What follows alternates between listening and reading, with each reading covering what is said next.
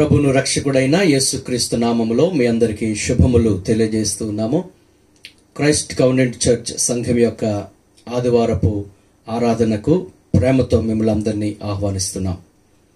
గతించిన దినములన్నీ దేవుడు తన రెక్కల నీడలో మనల్ని భద్రపరచి తన కృప ద్వారా తన ప్రేమ ద్వారా మనల్ని నడిపించిన దేవుడు నమ్మదగిన దేవుడు.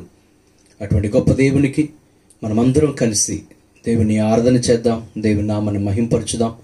మరి మీ గృహములలో మరి కుటుంబములుగా మీరు కూడుకొనండి. దయచేసి మాతో పాటు ఆరాధనలోను వాక్య ధ్యానములోను ఏకీభించవలసిందిగా ప్రేమతో కోరుతూ ఉన్నాం. ప్రియులారా, ఈ సమయంలో మనమందరము తలలు వంచి కండ్లు మూసుకున్నట్లయితే ప్రార్థనతో ఈ ఆరాధనను మనం ప్రారంభించుకుందాం. ప్రేమ కలిగిన తండ్రి, కృపగల ప్రభువా, నీ పరిశుద్ధ నామానికి వందనాలు చెల్లిస్తూ ఉన్నాం. గతించిన దినములన్నీ నీ రెక్కల నీడలో మమ్మల్ని భద్రపరిచి నీ కృపాక్షేమములను కరుణా కటాక్షములను మాపై చూపించి అనుదినము మమ్మను కాపాడుచు పోషించుచు సంరక్షిస్తూ నడిపిస్తున్న విధానం బట్టి నీకు వందనాలు. ప్రతి సమస్యలో, ప్రతి శోధనలో, ప్రతి కష్టములో మీరే మాకు తోడుగా ఉండి విడిపించుచున్న విధానం బట్టి నీకు స్తోత్రాలు. ప్రపంచమంతా భయంకరమైన స్థితిలో అల్లకల్లోల పరిస్థితిలో ఉండగా నీ ప్రియ బిడ్డలముగా మాకు మీరిచ్చిన భద్రతను బట్టి నీకు కృతజ్ఞతాస్తుతులు చెల్లిస్తున్నాం. ఈ జీవితం అనే వరమును బట్టి, ఈ జీవితాల్లో మీరు ఉన్న విధానమును బట్టి, మీరు మాకు అనుగ్రహించిన రక్షణను బట్టి, మాకు అనుగ్రహించబోవు నిత్య జీవమును బట్టి నీకు కృతజ్ఞతాస్తుతులు చెల్లిస్తూ ఈ ఆదివారపు ఆరాధనకు మిమ్మలను ఆహ్వానిస్తున్నాం. మా మధ్య మీరు సంచారము చేయండి. ప్రతి గృహములోనూ నీ సన్నిధి ఉంచండి. పాటల ద్వారా, ఆరాధన ద్వారా మీరే మహిమ పొందండి. వాక్య ధ్యానములో మీరు ఉండండి. నీ వాక్యం ద్వారా మందరితో మీరు మాట్లాడమని కోరుకుంటున్నాం. వినగలిగిన చెవులు, గ్రహించగలిగిన హృదయము మాకు దయచేయండి. మమ్మల్ని అందరినీ కూడా నీ స్వరూపంలోనికి మార్చుకొనమని ఈ ఆరాధన అంతటికి ఆది నుండి అంతము వరకు మీరే అధ్యక్షత వహించి సమస్తమైన మహిమ, ఘనత, ప్రభావములు మీరే పొందవలసిందిగా యేసు నామమున ఈ ప్రార్థనను అడిగి వేడుకొనుచున్నాము మా పరమ తండ్రి. ఆమేన్.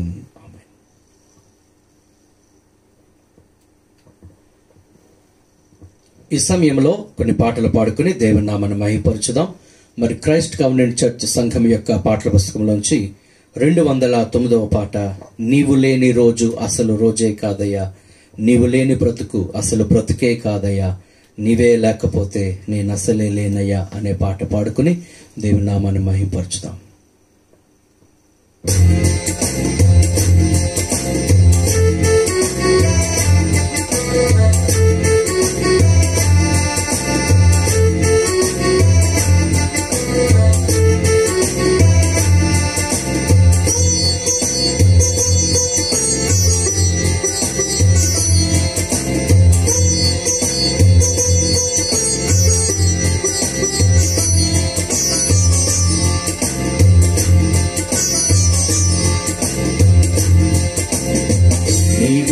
నీ రోజు అసలు రోజే కాదయా, నీవు లేని బ్రతుకు అసలు బ్రతుకే కాదయా, నీవు లేని రోజు అసలు రోజే కాదయా, నీవు లేని బ్రతుకు అసలు బ్రతుకే కాదయా, నీవే లేకపోతే నేనసలే లేనయా, నీవే లేకపోతే నేనసలే లేనయా, నీవు లేని రోజు అసలు రోజే కాదయా, నీవు లేని బ్రతుకు అసలు బ్రతుకే కాదయా, నీవు లేని రోజు అసలు రోజే కాదయా, నీవు లేని బ్రతుకు అసలు బ్రతుకే కాదయా, నీవే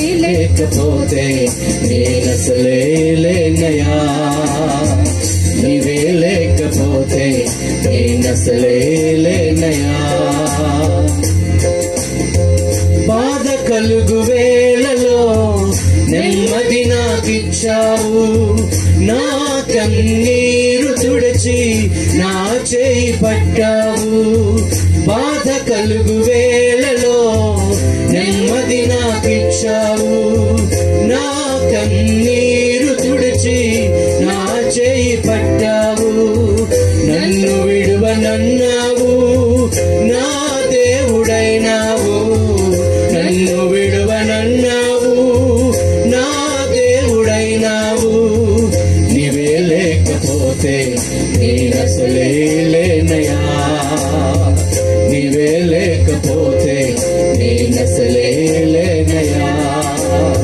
నీవు లేని రోజు అసలు రోజే కాదయా, నీవు లేని బ్రతుకు అసలు బ్రతుకే కాదయా, నీవు లేని రోజు అసలు రోజే కాదయా, నీవు లేని బ్రతుకు అసలు బ్రతుకే కాదయా. నీవే లేకపోతే నేనసలే లేనయా, నీవే లేకపోతే నేనసలే లేనయా.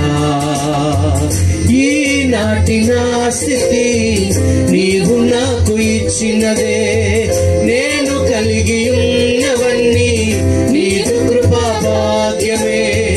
ఈనాటి నా స్థితి నీవు నాకు ఇచ్చినదే, నేను కలిగి ఉన్నవన్నీ నీదు కృపా భాగ్యమే. నీవు నా సొత్తన్నావు, కృపాక్షేమమిచ్చావు, నీవు నా సొత్తన్నావు, కృపాక్షేమమిచ్చావు. నీవే లేకపోతే నేనసలే లేనయా, నీవే లేకపోతే నేనసలే లేనయా. నీవు లేని రోజు అసలు రోజే కాదయా, నీవు లేని బ్రతుకు అసలు బ్రతుకే కాదయా, నీవు లేని రోజు అసలు రోజే కాదయా, నీవు లేని బ్రతుకు అసలు బ్రతుకే కాదయా. నీవే లేకపోతే నేనసలే లేనయా, నీవే లేకపోతే నేనసలే లేనయా, నీవే లేకపోతే నేనసలే లేనయా, నీవే లేకపోతే నేనసలే లేనయా. హల్లెలూయా, హల్లెలూయా. అవును, మన ప్రభువు లేకపోతే, ఆయన కృప చూపి ఉండకపోతే మనం ఇంతవరకు వచ్చేవారము కాదు. మరి దేవుని కృప వల్లనే మనం ఈ రోజు ఉన్నాము. ఆయన లేకుండా, ఆయన కృప లేకుండా మన బ్రతకలేం. సమస్తమైన మహిమ దేవునికే కలుగునుగాక. ఈ సమయంలో మరి యొక్క పాట పాడుకుని దేవుని మహిమపరచుదాం. క్రైస్ట్ కవెనెంట్ చర్చ్ సంఘం యొక్క పాటల పుస్తకంలోంచి 105వ పాట, సదాకాలము నీతో నేను జీవించెదను యేసయ్యా అనే పాట పాడుకుందాం. అందరం కలిసి దేవుని మహిమపరచుదాం. మరి మేము పాడుచూ ఉండగా మరి మీ గృహములలో మీ కుటుంబములతో కలిసి అందరూ పాడండి, దేవుని నామాన్ని మహిమపరచండి.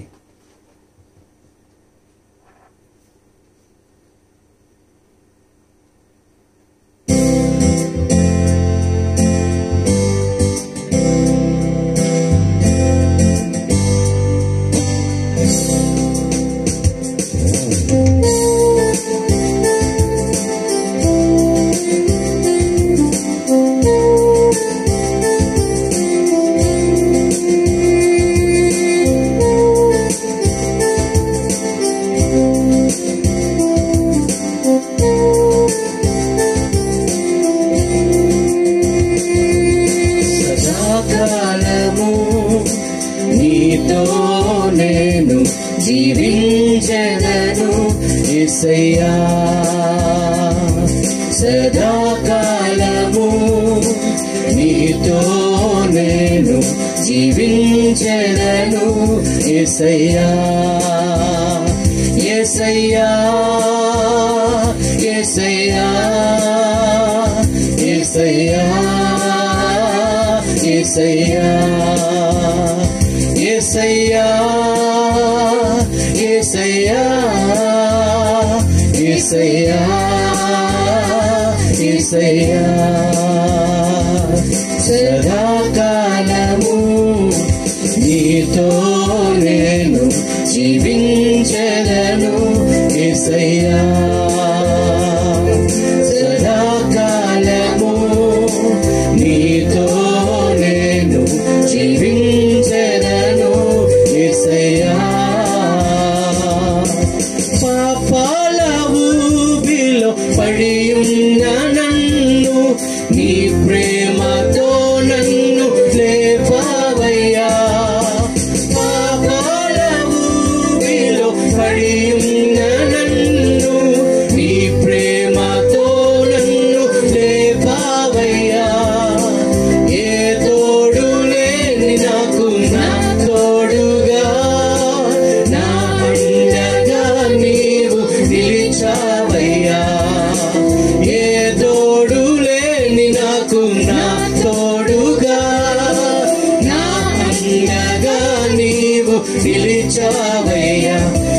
యేసయ్యా యేసయ్యా యేసయ్యా యేసయ్యా అందరూ కలిసి యేసయ్యా యేసయ్యా యేసయ్యా యేసయ్యా యేసయ్యా సదాకాలము నీతో నేను జీవించెదను యేసయ్యా సదాకాలము నీతో నేను జీవించెదను యేసయ్యా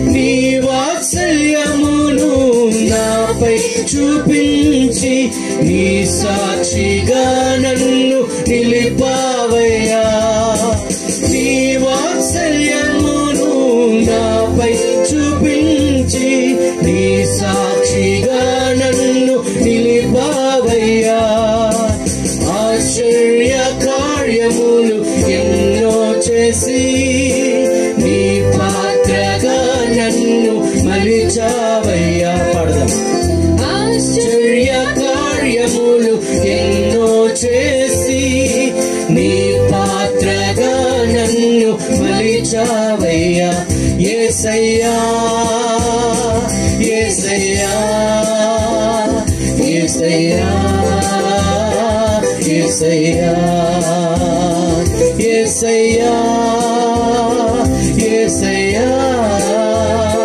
యేసయ్యా యేసయ్యా సదాకాలము నీతో నేను జీవించెదను యేసయ్యా సదాకాలము నీతో నేను జీవించెదను యేసయ్యా అందరూ కలిసి యేసయ్యా యేసయ్యా యేసయ్యా యేసయ్యా యేసయ్యా యేసయ్యా యేసయ్యా యేసయ్యా యేసయ్యా రెండు చేతులు పెట్టండి సన్నిధిలో యేసయ్యా యేసయ్యా యేసయ్యా యేసయ్యా మరొకసారి యేసయ్యా యేసయ్యా యేసయ్యా యేసయ్యా హల్లెలూయా హల్లెలూయా ఈ సమయంలో మనందరం కలిసి దేవుని ఆరాధన చేద్దాం మరి మీ గృహములలో కుటుంబములుగా కూడుకొని మాతో పాటు కలిసి దేవుని ఆరాధించండి దేవుని మహిమపరచండి మనం నమ్మిన దేవుడు మహిమకు పాత్రుడు ఘనత కారకుడు ఆయనే స్తోత్రార్హుడు పూజార్హుడు స్తుతులకు పాత్రుడు ఆయన నామము ఎంతో గొప్ప నామము ఆయన నామము అద్వితీయ నామము ఆది సంభూతుడుగా ఉన్న గొప్ప దేవుడు మనం అందరం కలిసి దేవుని నామాన్ని మహింపరచుదాం ఆరాధన పూర్వకముగా మరి హృదయపూర్వకముగా దేవుని నామాన్ని గణపరచుదాం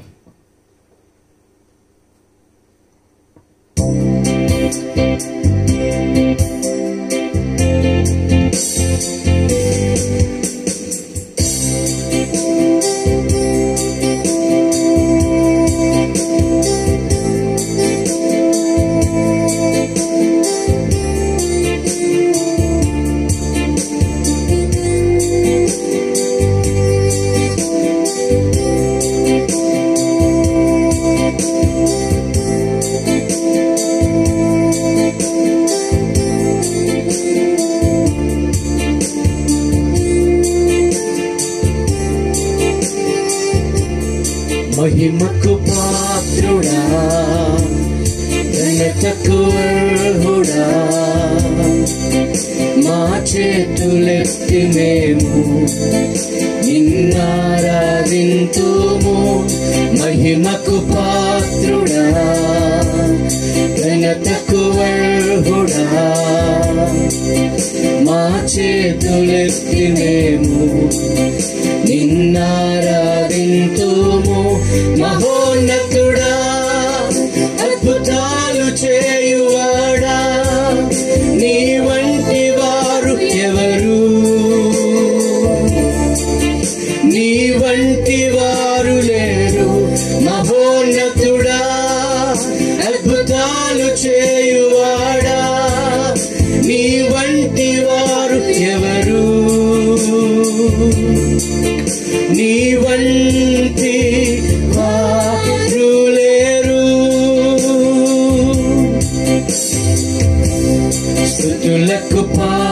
పాత్రుడా స్తుతి చెల్లించెదం.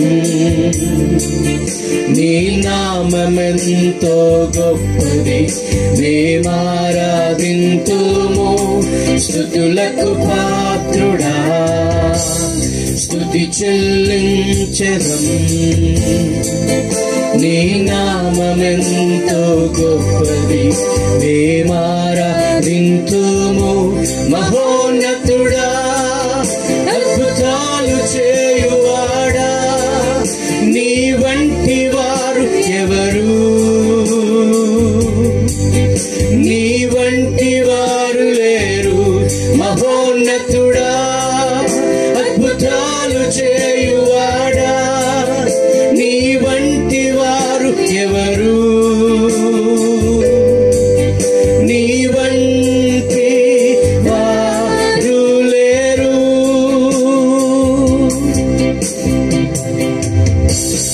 అద్వితీయ దేవుడా ఆది సంభూతుడా మా కరములను జోడించి మేము మహిమా పరచెదము. అద్వితీయ దేవుడా ఆది సంభూతుడా మా కరములను జోడించి మేము మహిమా పరచెదము. మహోన్నతుడా అద్భుతాలు చేయువాడా నీ వంటి వారు ఎవరు? నీ వంటి వారు లేరు. మహోన్నతుడా అద్భుతాలు చేయువాడా నీ వంటి వారు ఎవరు? నీ వంటి వారు లేరు. ఈ సమయంలో ప్రియులారా మనమందరము కలిసి దేవుని ఆరాధన చేద్దాం, దేవుని మహిమపరచుదాం, దేవుని ఘనపరచుదాం. ఆయన మహోన్నతమైన దేవుడు, ఆయన అద్వితీయుడైన దేవుడు, ఆయన అద్భుతములు చేయవాడు, ఆయన ఆశ్చర్య కార్యములు జరిగించేవాడు. అటువంటి గొప్ప దేవునికి హృదయపూర్వకముగా ఒకవేళ మీ చేతులు పైకెత్తి దేవుని ఆరాధించాలనుకున్నవారు చేతులు పైకెత్తి దేవుని ఆరాధన చేయండి.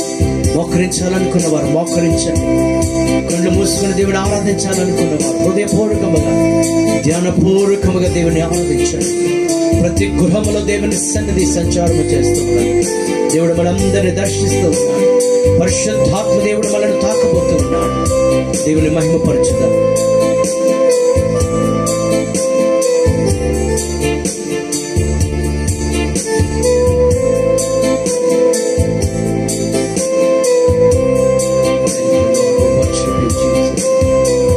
ఈ నామమునికి మహిమ చెల్లిస్తున్నాం.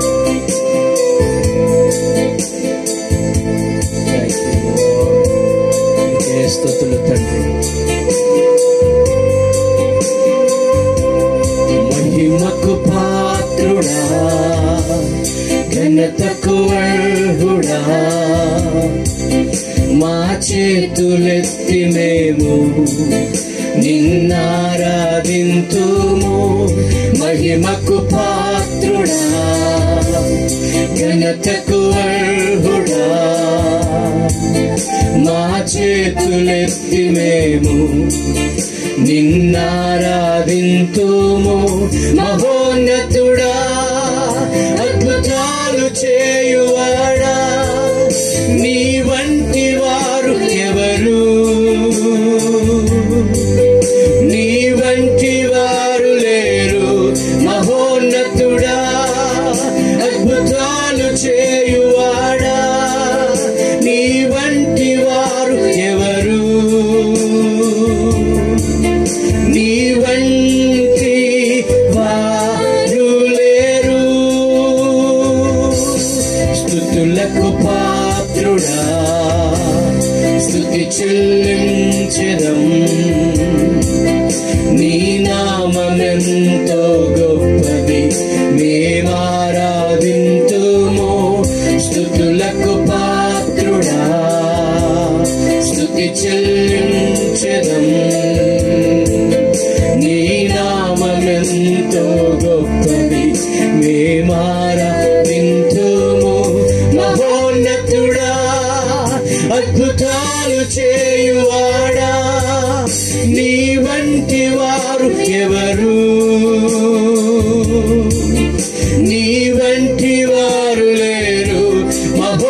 మహోన్నతుడా అద్భుతాలు చేయువాడా నీ వంటి వారు ఎవరు నీ వంటి వారు లేరు అద్వితీయ దేవుడా ఆది సంభూతుడా అందరూ పాడు మా కరములను జోడించి మేము మహిమ పరచెదము అద్వితీయ దేవుడా ఆది సంభూతుడా మా కరములను జోడించి మేము మహిమ పరచెదము మహోన్నతుడా అద్భుతాలు చేయువాడా నీ వంటి వారు ఎవరు నీ వంటి వారు లేరు మహోన్నతుడా అద్భుతాలు చేయువాడా నీ వంటి వారు ఎవరు నీ వంటి వారు లేరు అందరి చేతులు పెద్ద మరొకసారి మహోన్నతుడా అద్భుతాలు చేయువాడా నీ వంటి వారు ఎవరు నీ వంటి వారు లేరు మహోన్నతుడా అద్భుతాలు చేయువాడా నీ వంటి వారు ఎవరు నీ వంటి వారు లేరు నీ వంటి వారు లేరు నీ వంటి వారు లేరు అవును తండ్రి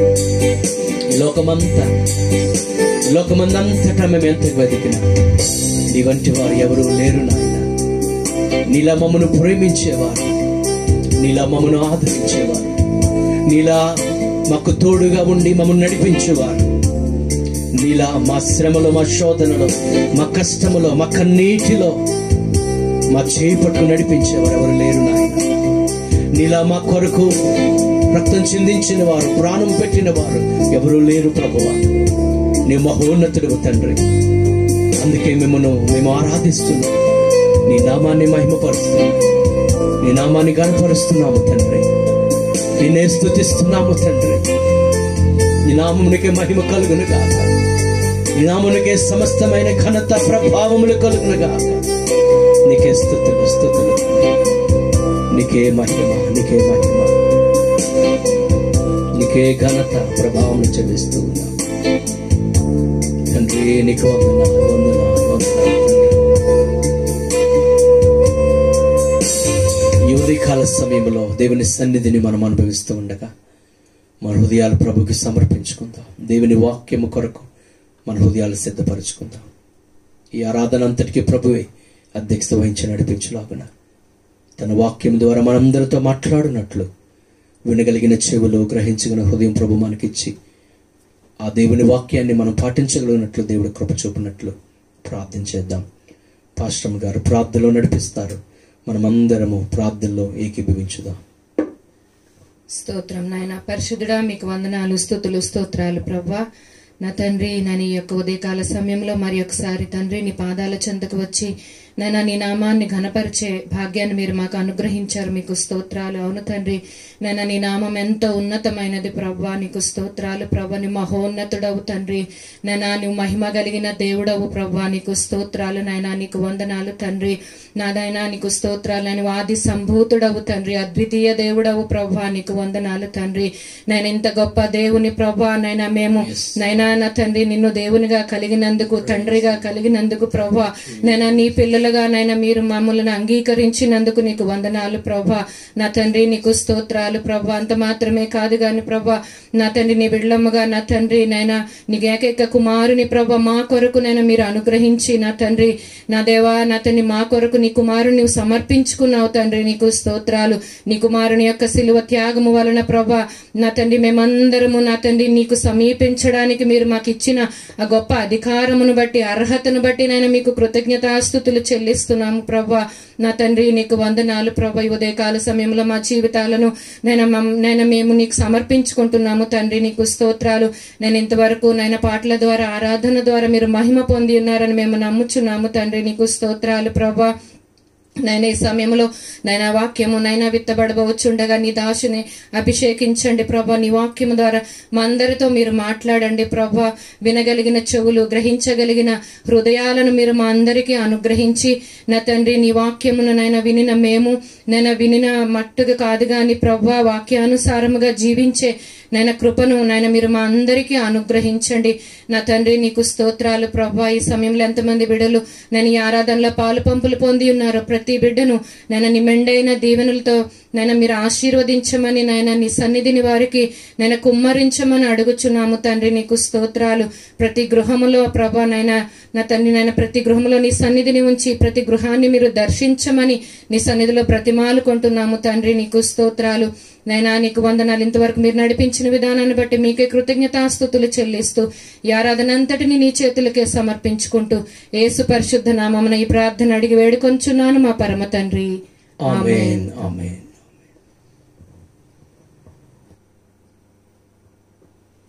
ప్రభును రక్షకుడైన యేసుక్రీస్తు నామములో మరొకసారి మీ అందరికీ శుభములు తెలియజేస్తూ ఉన్నాము. ప్రియులారా, ఈ ఆదివారపు ఆరాధనలో పాల్పొంపులు పొందుటకు, దేవుని నామను మహింపరచుటకు, మరింతవరకు మనందరూ కలిసి దేవుని ఆరాధించుటకు, దేవుని సన్నిధిని అనుభవించుటకు దేవుడు తన అద్భుతమైన కృపను మన ఎడల ఆయన చూపించాడు. ప్రియులారా, గతించిన దినములని దేవుడు మనల్ని భద్రపరిచాడు, తన కృప ద్వారా నడిపించాడు. ప్రపంచంలో ఎంతోమంది మరణిస్తూ ఉండగా మరి దేవుడు తన ఉచితమైన కృప చూపి మనల్ని సజీవులుగా ఆయన ఉంచాడు. దేవుణ్ణి మనము స్తుతించవలసి ఉంది, దేవుని ఆరాధించవలసి ఉంది, దేవుని గణపరచవలసి ఉంది. అలాగే దేవుని యొక్క వాక్యాన్ని ధ్యానిస్తూ ప్రభు రాకడ కొరకు మనం సిద్ధపడవలసి ఉంది. ప్రియులారా, గతించిన వారములో దేవుని యొక్క వాక్యాన్ని మనం ధ్యానం చేశాం. క్రీస్తు యొక్క రాకడ, క్రీస్తు యొక్క రెండవ రాకడ, అలాగే సంఘము ఎత్తబడుట అనే అంశం మీద మరి గత వారము వాక్య విన్నవారు మరి కొంతమంది తమ సాక్ష్యాలు తెలియజేశారు. దేవుడు వారితో మాట్లాడాడని. దానిని బట్టి దేవునికి మహిమ కలుగునుగాక. మరి ఇంకా ఎవరైనా మరి క్రీస్తు రాకడను గుర్చిన ఆ సందేశం వినకపోతే మరి యూట్యూబ్లో ఆ సందేశం ఉంటుంది కనుక దయచేసి తప్పనిసరిగా మీ సమయాన్ని వెచ్చించి క్రీస్తు రాకడను గుర్చిన ప్రత్యేకమైన సందేశాన్ని వినవలసిందిగా కోరుతూ ఉన్నాను. ప్రియులారా, కుటుంబములుగా మీ గృహములలో మీరు కూడుకున్నారని నేను తలుస్తూ ఉన్నాను. మరి శ్రద్ధగా దేవుని యొక్క వాక్యాన్ని ధ్యానం చేద్దాము. శ్రద్ధగా దేవుని యొక్క వాక్యాన్ని వినండి. మరి బైబిల్ గ్రంథాలు ఉన్నట్లయితే మరి నేను చెప్పే వాక్య భాగాలు తెరిచి చూడడానికి ప్రయత్నం చేయండి. మరి లేని ఎడల మరి ఈ వాక్యాన్ని శ్రద్ధగా మరి వినవలసిందిగా ప్రభు పేరట ప్రేమతో తెలియజేస్తూ ఉన్నాను. ప్రియులారా, మనం నమ్మిన దేవుడు నమ్మదగిన దేవుడు. ఆయన స్వభావ లక్షణములలో మరి నమ్మకత్వం అనేది అది కూడా ఒక అద్భుతమైన లక్షణమే. దేవుడు అనేకమైన లక్షణాలు కలిగి ఉన్నాడు. ఆయన స్వభావము చాలా గొప్ప స్వభావము. ఆయన స్వభావ లక్షణాల గురించి ఆలోచిస్తే ఆయన పరిశుద్ధుడు, అలాగే ఆయన మంచివాడు, ఆయన ప్రేమ కలిగిన దేవుడు, ఆయన కృప కలిగిన దేవుడు. ప్రజలను ఆశీర్వదించడం ఆయన యొక్క స్వభావ లక్షణం. ప్రజల జీవితాల్లో అద్భుతాలు చేయడం ఆయన మరి ఒక లక్షణం. ఆయన సర్వశక్తిమంతుడు. ఆయన నమ్మిన వారి జీవితాల్లో గొప్ప గొప్ప కార్యాలు ఆయన చేస్తాడు. అలాగే ఆయన స్వభావ లక్షణాలు మనం గమనిస్తే నమ్మకత్వము అనేది ఆయన గొప్ప అద్భుతమైన లక్షణం. కొరింథీయులకు రాసిన మొదటి పత్రిక 1:9 మనం గమనిస్తే ఈ విధంగా వ్రాయబడి ఉంది: మన ప్రభువైన యేసుక్రీస్తు అను తన కుమారుని సహవాసమునకు మిమ్మల్ని పిలిచిన దేవుడు నమ్మదగినవాడు. మనలను పిలిచిన దేవుడు నమ్మదగినవాడు. చీకటిలో నుంచి ఆశ్చర్యకరమైన వెలుగులోనికి ఆయన మనల్ని పిలిచాడు. లోకము నుండి, పాపము నుండి, సాతాను యొక్క అధికారంలో నుండి ఆయన మనల్ని పిలిచాడు. మనల్ని పిలిచిన దేవుడు నమ్మదగిన దేవుడు. తిమోతికి రాసిన 2వ పత్రిక 2వ అధ్యాయం 13వ వచనంలో మనము నమ్మదగని వారమైనను ఆయన నమ్మదగిన వాడుగా ఉన్నాడు అనే మాట అక్కడ చదువుతున్నాం. చాలా విషయాల్లో మనము నమ్మకత్వాన్ని కోల్పోతున్నాం. మనం నమ్మదగిన వారముగా ఉన్నాం. అయినప్పటికీ దేవుడు నమ్మకముగా తన కృపను చూపుతూ, తన ప్రేమను చూపుతూ ఇంకా మనల్ని ప్రేమిస్తూనే ఉన్నాడు. ఆయన నమ్మదగిన దేవుడిగా ఉన్నాడు. లామెంటేషన్స్ అనగా విలాప వాక్యములు 3వ అధ్యాయము 23వ వచనంలో అక్కడ వ్రాయబడింది, నీవు ఎంతైనా నమ్మదగిన వాడవు. ఈ లోకంలో మనుషులు నమ్మదగిన వారు కాకపోవచ్చు. మనం ఎవరినైతే నమ్ముతామో వారు నమ్మదగిన వారు కాకపోవచ్చు. కానీ మనం నమ్మిన దేవుడు ఎంతైనా ఆయన నమ్మదగిన దేవుడే. కీర్తన 46వ కీర్తన 1వ వచనంలో మనం చదువుతున్నాము, దేవుడు మనకు ఆశ్రయమును దుర్గమునై ఉన్నాడు, ఆపత్కాలములో ఆయన నమ్ముకొనదగిన సహాయకుడు. అవును, మనం ఇటువంటి పరిస్థితుల్లో కూడా వీ కెన్ ట్రస్ట్ హిమ్. ఆయన మనము నమ్మగలం, ఆయన మనము నమ్మొచ్చు. నమ్మిన వారిని ఆయన ఏమాత్రము కూడా ఆయన విడిచిపెట్టక వారి జీవితములలో గొప్ప కార్యాలు చేస్తాడు. ఆయన నమ్ముకొనదగిన సహాయకుడు. ప్రకటన గ్రంథము 1వ అధ్యాయం 5వ వచనములోను, అలాగే 3వ అధ్యాయము 14వ వచనములోను యేసు క్రీస్తుని గురించి వ్రాయబడింది, ఆయన నమ్మకమైన సాక్షి. నమ్మకమైన సాక్షి. ప్రియులారా, వీటన్నిటి గురించి మనం ఆలోచన చేస్తే, ఈ లేఖనాలను మనం పరిశీలించినట్లయితే దేవుని యొక్క గొప్ప అద్భుతమైన లక్షణం మనకు కనబడుతుంది. ఏంటంటే ఆయన యొక్క నమ్మకత్వం. ఆయన నమ్మదగిన దేవుడిగా ఉండి తన ప్రజల జీవితాల్లో ఆయన కార్యాలు చేస్తాడు. God is so faithful to his people. తన ప్రజలకు ఆయన చాలా నమ్మదగిన వాడుగా ఉండి వారి జీవితాల్లో ఘనమైన కార్యాలు ఆయన చేస్తాడు. ప్రియులారా, లేఖనాలు మనం పరిశీలించినట్లయితే ఆయన ఏ ఏ విషయాల్లో నమ్మదగిన వాడుగా ఉన్నాడు అని మనం ఆలోచిస్తే, హెబ్రీ పత్రిక 10వ అధ్యాయము 23వ వచనాన్ని ఒకసారి మనం చదువుకుందాం. వాగ్దానము చేసిన వాడు నమ్మదగిన వాడు గనుక మన నిరీక్షణ విషయమై మనం ఒప్పుకొనినది నిశ్చలముగా పట్టుకొందము. అక్కడ అంటూ ఉన్నాడు, వాగ్దానము చేసిన వాడు నమ్మదగిన వాడు. ప్రియులారా, మనం ఏ దేవుణ్ణి అయితే నమ్మమో ఆ దేవుడు వాగ్దానమును నెరవేర్చుటలో ఆయన నమ్మదగిన వాడు. తన ప్రజలకు ఆయన ఏదైనా వాగ్దానము చేస్తాడు అని అంటే ఆ వాగ్దానాన్ని ఆయన నెరవేరుస్తాడు. మనుషులు మనకు ప్రామిస్ చేసి, మనుషులు మనకు వాగ్దానము చేసి వారు మరిచిపోవచ్చు, లేదా నేను అటువంటి వాగ్దానం ఏమీ చేయలేదే అని వారు మాట తప్పవచ్చు. కానీ ప్రియులారా, ఏ దేవుని యందైతే విశ్వాసం ఉంచామో ఆ దేవుడు నమ్మదగిన దేవుడు. ఆయన వాగ్దానము చేశాడు అని అంటే ఆయన తప్పనిసరిగా నెరవేర్చుతాడు. రోమిలికి రాసిన పత్రిక 4వ అధ్యాయం 21వ వచనం మనం గమనిస్తే, ఆయన వాగ్దానము చేసిన దానిని నెరవేర్చుటకు సమర్థుడని అబ్రహాము రూఢిగా విశ్వసించి విశ్వాసం వలన బలం పొందాడనే మాట అక్కడ చదువుతున్నాం. అబ్రహాము సారాల జీవితంలో దేవుడు గొప్ప అద్భుతాన్ని జరిగించాడు. వారి వృద్ధాప్యములో కూడా వారి యొక్క గర్భమును తెరచి వారిని ఆశీర్వదించి వారికి సంతానము కలిగించాడు. ఎందుకంటే కొన్ని సంవత్సరాల క్రితమే దేవుడు వారికి వాగ్దానము చేశాడు, ఇదిగో మీ యొక్క సంతానము ఇసుక రేణువుల వలె విస్తరింపజేస్తాను, ఇదిగో మీ సంతానము ఆకాశపు నక్షత్రముల వలె విస్తరింపజేస్తానని అబ్రహాముకు దేవుడు వాగ్దానం చేశాడు.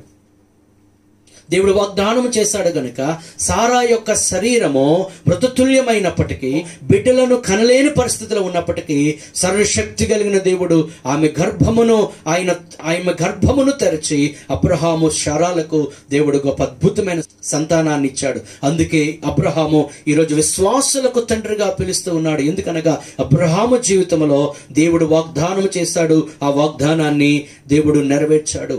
అబ్రహామును ఆశీర్వదిస్తానన్నాడు, అబ్రహామును దేవుడు ఆశీర్వదించాడు. ఇదిగో అబ్రహామా, నీవు లేచి నీ దేశం నుండి, నీ బంధువుల యొద్ద నుండి నీవు బయలుదేరి నేను చూపించు దేశానికి వెళ్ళు అని అబ్రహాముతో దేవుడు చెప్పినప్పుడు అబ్రహాము తూచా తప్పకుండా మాట విని బయలుదేరి వెళ్ళినప్పుడు పిల్లారా, అబ్రహామును దేవుడు ఆశీర్వదించాడు.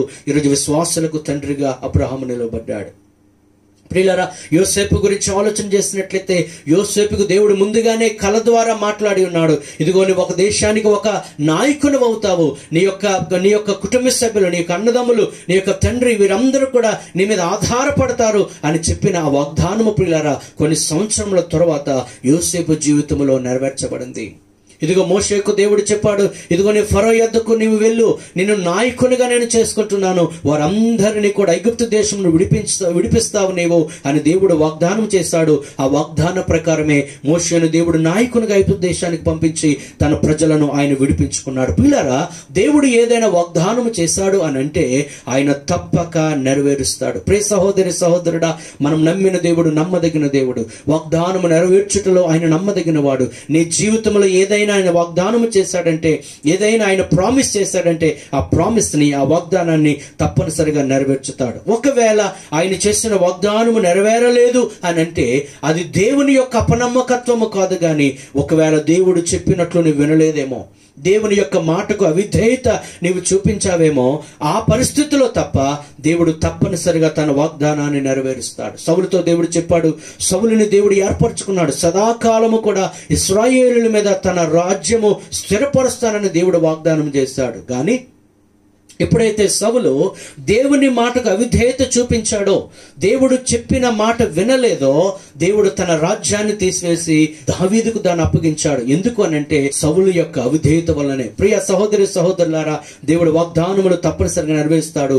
ఒకరు నెరవేరలేదు అనంటే మన అవిధేయత కారణము కావచ్చు, లేదా మన అవిశ్వాసము కారణము కావచ్చు, కానీ దేవుడు తన నమ్మకత్వాన్ని ఎప్పుడు కూడా ఆయన కోల్పోవడానికి సంగతి మనం గమనించాలి. దేవుడు వాగ్దానం నెరవేరుస్తాడు. ఆయన మనల్ని పోషిస్తానని వాగ్దానం చేశాడు కనుక ఆయన తప్పనిసరిగా మనల్ని పోషిస్తాడు. ఇదిగో ఆకాశ పక్షులు చూడండి, అవి విత్తవు, కోయవు, కొట్లలో కూర్చుకొనవు, అవి పంటలు వేయవు, గాని ఆకాశములో ఉన్న పరలోకపు తండ్రి వాటిని పోషిస్తూ ఉన్నాడు. మీరు వాటికంటే శ్రేష్ఠులు కారా? అంచేత మీకు తినడానికి ఏమి కావాలో, త్రాగడానికి ఏమి కావాలో, బ్రతకడానికి ఏమి కావాలో సమస్తాన్ని ఆయన సమకూరుస్తాడు. అయితే మొదట మీరు దేవుని రాజ్యాన్ని, ఆయన నీతిని వెతకండి, అప్పుడు అవన్నీ కూడా మీకు అనుగ్రహిస్తానని దేవుడు వాగ్దానం చేశాడు. ప్రియులారా, తన ప్రజలను, తన పిల్లలను ఎప్పుడు కూడా ఆయన ఆహారం లేకుండా ఆయన విడిచిపెట్టడు. ప్రతి ఒక్కరిని ఆయన పోషించగలిగిన సమర్థుడు. ఏలియాను అరణ్యములో సహితము పోషించాడు. సారుపతికి విధవరాల్ని, తన కుమారుణ్ణి ఆఖరి నూనె మాత్రమే వారు ఉన్న సమయంలో దేవుడు గొప్ప అద్భుతం జరిగించి వారిని దేవుడు పోషించాడు. పిల్లారా, ఇదిగో సింహం పిల్లలు లేమిగలవై ఆకలి గొనును గాని యెహోవాను ఆశ్రయించు వారికి ఏ మేలు కొదువ అయి ఉండదు అని దేవుని యొక్క వాక్యం సెలవిస్తా ఉంది. 104వ కీర్తన 7వ వచనంలో, ఇదిగో తగిన కాలమందు వాటికి, అనగా సకల జంతువులకు, సకల పక్షులకు దేవుడు ఆహారమును దయచేస్తున్నాడనే మాట మనం అక్కడ చూస్తున్నాం. ప్రియ సహోదరి సహోదరుడా, మనల్ని పుట్టించిన దేవుడు ఆయన మనల్ని తప్పక పోషిస్తాడు. ఆయన నమ్మిన వారి యొక్క ప్రతి అవసరత కూడా ఆయన తీర్చగలిగిన సమర్థుడు. అలాగే హెబ్రీ పత్రిక 13:5 చదువుతున్నాము, నేను ఏమాత్రమును విడువను, నేను ఎన్నడను ఎడబాయను అని వాగ్దానము ఆయన చేశాడు. యేసుక్రీస్తు కూడా తన శిష్యులతో చెప్తున్నాడు, మిమ్మల్ని అనాథలనుగా నేను విడువను. అది దేవుని యొక్క ప్రామిస్, అది దేవుని యొక్క వాగ్దానం. అది ఈ లోకములో నీ తల్లిదండ్రులు, నీ అన్నదమ్ములు, నీ అక్క చెల్లెళ్ళు, నీ బంధుమిత్రులు, నీ స్నేహితులు, లోకమంతా నీకు దూరం అయిపోయినా, లోకమంతా నిన్ను విడిచిపెట్టేసిన ప్రియ స్నేహితులారా, ప్రియ సహోదరి సహోదరుడా, నిన్ను పుట్టించిన నీ తండ్రి అయిన దేవుడు మాత్రము నిన్ను విడువడు. ఆయన నిన్ను ఏమాత్రము కూడా ఎడబాయడు. అది దేవుని యొక్క వాగ్దానం. ఆ వాగ్దానం నెరవేర్చుటలో ఆయన సమర్థుడు, ఆయన నమ్మదగిన దేవుడు. ఆయన స్వస్థపరుస్తానని వాగ్దానం చేస్తాడు. మిమ్మల్ని స్వస్థపరిచే యెహోవాను నేనే అని ఆయన వాగ్దానం చేస్తాడు. ఎవరైతే ఆయన యొద్దకు విశ్వాసం వెళ్తారో, ఎవరైతే ఆయన యొద్దకు విశ్వాసంతో వెళ్తారో వారందరినీ కూడా దేవుడు స్వస్థపరుస్తాడు. విశ్వాస సహితమైన ప్రార్థన ఆ రోగికి స్వస్థతనిస్తుందన్నమాట దేవుని యొక్క వాక్యంలో మనం చదువుతున్నాం. ప్రియులారా, ఆయన యొద్దకు వచ్చిన వారిని ఆయన స్వస్థపరిచాడు. ఇదిగో నేను మీకు సమాధానం ఇస్తానని ఆయన వాగ్దానం చేశాడు. ఆ వాగ్దానాన్ని ఆయన నెరవేరుస్తాడు. నీవు ఆయన యొద్దకు వచ్చినట్లయితే, నీవు ఒకవేళ సమాధానం లేని పరిస్థితిలో, నిరాశలో, నిస్పృహలో, ఒకవేళ కలవరంలో నీవు ఉన్నట్లయితే దేవుడు వాగ్దానం చేస్తున్నాడు, నా శాంతినే మీకు అనుగ్రహించుచున్నాను. నేనిచ్చు శాంతి లేదా నేనిచ్చు సమాధానము ఈ లోకం ఇచ్చినట్టుగా ఉండదు. ఆయన సమాధానం ఇస్తాడన్నాడంటే ఆయన తప్పనిసరిగా ఇస్తాడు. ప్రయాసపడి భారం మోసుకొని సమస్తమైన జనులారా నా యొద్దకు రండి, నేను మీకు విశ్రాంతిని ఇస్తానన్నాడు. అది దేవుని యొక్క వాగ్దానం. ఆయన యొద్దకు వచ్చిన ప్రతి ఒక్కరికి కూడా ఆయన విశ్రాంతిని, అనగా సంతోషమును, సమాధానాన్ని, రెస్ట్ని ఆయన ఇస్తాడు. అది దేవుని వాగ్దానం. వాగ్దానం నెరవేర్చటలో ఆయన సమర్థుడు. ఆయన మనకు తోడుగా ఉంటానన్నాడు. ఆయన ఎన్నడూ మనం విడిచిపెట్టగా సదాకాలము మనకు తోడుగా ఉంటాడు. ఆయన తన పరిశుద్ధాత్మనిస్తానన్నాడు. ఎవరైతే మారు మనసు పొంది పాప క్షమాపణ పొంది యేసుక్రీస్తు నామమున బాప్తిస్మము పొందుతారో వారు పరిశుద్ధాత్మ అనే వరాన్ని పొందుతారని ప్రభు వాగ్దానం చేశాడు. ఆయన నమ్మిన ప్రతి ఒక్కరికి ఆయన పరిశుద్ధాత్మ అనే వరమునిస్తాడు. ఈ పరిశుద్ధాత్మ ద్వారా దేవుని కొరకు ఘనమైన కార్యములు చేయగలము. దేవుని కొరకు సాక్షిగా మనం ఉండగలము. దేవుని యొక్క సువార్తను మనం ప్రకటించగలము. మనము ధైర్యముగా ఈ లోకములో బ్రతకగలము. ప్రియులారా, ఆయన పరిశుద్ధాత్మను వాగ్దానం చేశాడు కనుక తన శిష్యులందరూ ఒకరోజు మేడగదిలో 120 మంది సుమారుగా 120 మంది కూడుకొని దేవుని ప్రార్థించినప్పుడు అకస్మాత్తుగా పరిశుద్ధాత్మ వారి మీద కుమ్మరించబడింది. వారు శక్తిని పొందుకున్నారు. వారు అన్య భాషలతో మాట్లాడారు. తర్వాత దేవుని కొరకు ఘనమైన కార్యాలు వారు చేసినట్లు మన లేఖన భాగాల్లో చూస్తున్నాం. ప్రియులారా, మన జీవితంలో దేవుడు ఏదైనా వాగ్దానము చేశాడంటే ఆ వాగ్దానమును నెరవేర్చుటకు ఆయన సమర్థుడు. వాగ్దానము నెరవేర్చుటలో ఆయన నమ్మదగిన వాడు. యోహాను రాసిన మొదటి పత్రిక 1వ అధ్యాయము 9వ వచనం ఒకసారి మనం చదువుకుందాం. యోహాను రాసిన మొదటి పత్రిక 1వ అధ్యాయము 9వ వచనం. మన పాపములను మనము ఒప్పుకొనిన ఎడల ఆయన నమ్మదగిన వాడును నీతిమంతుడును గనుక ఆయన మన పాపములను క్షమించి సమస్త దుర్నీతి నుండి మనలను పవిత్రులనుగా చేస్తాడు. ప్రియ సహోదరి సహోదరుడా, నీవెంత ఘోర పాపువైనా ఆయన యొద్దకు వచ్చి ఆయనను క్షమాపణ అడిగినట్లయితే, నీ పాపములను ఒప్పుకొనినట్లయితే ఆయన నీ పాపాలు క్షమిస్తాడు. మనము పాపము లేదని చెప్పుకున్నట్లయితే మనం అబద్ధికులం అవుతాము. కానీ మన పాపాలు ఒప్పుకుంటే ఆయన నమ్మదగిన వాడు. ఆయన మన పాపము నుంచి విడిపిస్తాడు. మన పాపముల నుంచి మనం విడిపించుట కొరకే యేసుక్రీస్తు ఈ లోకానికి వచ్చాడు. ఆయన నమ్మదగిన వాడు గనుక, నీతిమంతుడు గనుక మన పాపములన్నీ ఆయన క్షమించి మన పరిశుద్ధులుగా నీతిమంతులుగా తీర్చి పరలోకానికి వారసులుగా మళ్ళీ ఆయన చేస్తాడు. యెషయా గ్రంథం 1వ అధ్యాయం 18వ వచనములో ఈ విధంగా రాయబడింది, రక్తము వలె ఎర్రనివైనను మీ పాపములు రక్తము వలె ఎర్రనివైనను హిమము వలె తెల్లబడును, కెంపు వలె ఎర్రనివైనను గొర్రె బొచ్చు వలె తెల్లనివగను. మన పాపాలు ఎంత భయంకరమైనవైనా ఆయన క్షమిస్తాడు. కొంతమంది అనుకుంటారు, నేను చాలా పాపాలు చేస్తాను, నేను ఘోర పాపాలు చేస్తాను, ప్రభువు నన్ను క్షమిస్తాడా అని అంటే, అవును, ప్రభువు నిన్ను క్షమిస్తాడు. ఆయన క్షమించుటకు సిద్ధముగా ఉన్నాడు. నీకు పాప క్షమాపణ కలగకపోతే నీవు పరలోక రాజ్యానికి వెళ్ళలేవు. నిత్యము అగ్నిగుండానికి వెళతావు.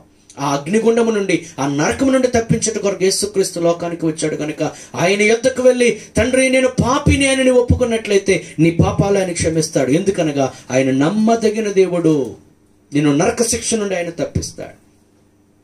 కీర్తనలో 46వ కీర్తన 1వ వచనం చదివితే అక్కడ దేవుడు మనకు ఆశ్రయమున దుర్గమునై ఉన్నాడు. ఆయన ఆపత్కాలములో నమ్ముకొనదగిన సహాయకుడు. అవును, ఆయన మనకు సహాయము చేయుటలో ఆయన నమ్మదగిన వాడు. మనం ఎటువంటి పరిస్థితుల్లో ఉన్నా ఆయన మనకు సహాయం చేస్తాడు. 107వ కీర్తన 6వ వచనము 13వ వచనము 19వ వచనము మనం చదివితే, ఇదిగో కష్టకాలమందు వారు దేవునికి మొరపెట్టారు, ఇదిగో వారిని ఆపదలలో నుండి వారిని విడిపించిన మాట మనం చదువుతున్నాం. పిల్లరా, నీవు దేవుని సహాయం కావాలా? ప్రియ సహోదరి సహోదరుడా, నీకు దేవుని సహాయం కావాలా? దేవుని సహాయం కొరకు ప్రార్థించే. నువ్వు ఎటువంటి పరిస్థితుల్లో ఉన్నా, దేన స్థితిలో ఉన్నా ప్రభువు సహాయాన్ని కోరుకుంటే తప్పనిసరిగా నీకు ఆయన సహాయం చేస్తాడు. వారు దీన దశలో ఉన్నప్పుడు, వారి కష్టకాలంలో ఉన్నప్పుడు, ఇశ్రాయేలీయులు భయంకరమైన బానిసత్వంలో ఉన్నప్పుడు దేవునికి మొరపెట్టారు. వారు పెట్టిన మొర్ర దేవునికి చేరింది. వారు పడిన బాధ నిశ్చయముగా దేవుడు చూచాడు, వారిని విడిపించాడు. నీకు ప్రభువు నుండి ఏ సహాయాన్ని కోరుకుంటున్నావు? మనుషుల వల్ల కొన్నిసార్లు సహాయం కలగదు. మనుషులను నమ్ముకొనుట కంటే, రాజులను నమ్ముకొనుట కంటే యెహోవాను ఆశ్రయించుట మేలు. ఆయన ఆశ్రయించు వారికి ఏ మేలు కదు ఉండదు. ఆయనకు సహాయం చేయడానికి ఆయన సిద్ధముగా ఉన్నాడు. ఎందుకనగా ఆయన నమ్మదగిన దేవుడు. షడ్రక్ మెషక్ అబ్దెనగోలు అగ్నిగుండములో ఉన్నప్పుడు దేవుడి వారికి సహాయం చేసి అగ్నిగుండము నుండి వారిని విడిపించాడు. దానియేలు సింహముల బోనులో ఉన్నప్పుడు దేవుడు దానియేలుకు సహాయం చేసి సింహముల బోను నుండి దేవుడు విడిపించాడు. ప్రియ సహోదరి సహోదరుడా, నీవు సాతాను శోధనలో ఉన్నావా? భయంకరమైన బంధకములో నువ్వు కుంగిపోయి ఉన్నావా? దేవుడిని విడిపించడానికి ఆయన సిద్ధంగా ఉన్నాడు. ఆయన తన చేయి చాపి నీకు సహాయం చేసి నేను విడిపించుటకు ఆయన నమ్మదగిన దేవుడై ఉన్నాడు. కొరింథీయులకు రాసిన మొదటి పత్రిక 10వ అధ్యాయము 13వ వచనాన్ని ఒకసారి మనం చదువుకుందాం. సాధారణముగా మనుషులకు కలుగు శోధన తప్ప మరేదియు మీకు సంభవించలేదు. దేవుడు నమ్మదగినవాడు మీరు సహింపగలిగినంత కంటే ఎక్కువగా ఆయన మిమ్మును శోధింపబడనీయడు. అంతేకాదు సహింపగలుగుటకు ఆయన శోధనతో కూడా తప్పించుకొను మార్గమును ఆయన కలుగు చేస్తాడు. ఎంత మంచి గొప్ప వాక్యం అండి. మనుషులు గట్ట సాధారణంగా శోధనలు కలుగుతాయి. మనిషి అన్న ప్రతి ఒక్కరికి శోధనలు, సమస్యలు కలుగుతాయి. అయితే మన దేవుడు నమ్మదగిన దేవుడు. ఆ శోధన నుంచి విడిపిస్తాడు ఆయన శోధనలో నుండి తప్పించుకునే మార్గాన్ని ఆయన ఏర్పాటు చేస్తాడు. మరొక అద్భుతమైన విషయము, మనం సహింపగలిగినంత కంటే అధికముగా ఆయన మనల్ని శోధింపబడనీయడు. ప్రియ సహోదరి సహోదరుడా, ఈ వాక్య సందేశం వింటున్న నీవు ఒకవేళ నీవు భయంకరమైన శోధనలో ఉన్నావేమో, భయంకరమైన సమస్యలో ఉన్నావేమో, లేకపోతే నీ జీవితంలో విరక్తి చెంది ఉన్నావేమో, కానీ దేవుడు నీతోనే మాట్లాడుతూ ఉన్నాడు. నీవు సహింపగలిగినంత కంటే అధికముగా నిన్ను ఆయన శోధింపబడనీయడు. నీకేదైనా శోధన వచ్చిందంటే అది తప్పనిసరిగా నువ్వు సహించగలవు. నీ శక్తికి మించి, నీ సామర్థ్యమునకు మించి దేవుడు నిన్ను శోధింపబడనీయడు. యోబుకి భయంకరమైన శ్రమలు వచ్చాయి, కానీ వాటన్నిటిని యోబు తట్టుకొనగలిగాడు. దావీదు కూడా అనేక శ్రమల గుండా వెళ్ళాడు, దావీదు వాటిని తట్టుకొనగలిగాడు. పౌలు అనేకమైన శ్రమల గుండా వెళ్ళాడు, కానీ పౌలు వాటిని తట్టుకొనగలిగాడు. యేసుక్రీస్తు కూడా భయంకరమైన శ్రమల గుండా వెళ్ళాడు, ఆ శోధనలన్నీ ఆయన భరించగలిగాడు. ఎందుకనగా పిల్లరా, మనము సహింపగలిగినంత కంటే అధికముగా ఆయన మనల్ని శోధింపబడనీయడు. హెబ్రీ పత్రిక 2:18 తాను శోధింపబడి శ్రమ పొందెను గనుక శోధింపబడు వారికి ఆయన సహాయము చేస్తాడు. ఆయన శోధింపబడ్డాడు. ఆయనకు శోధన అంటే ఏంటో తెలుసు యేసుక్రీస్తు వారికి. ఆయన మనతో సహానుభవం లేనివాడు కాదని లేఖనాలు చదువుతున్నాము.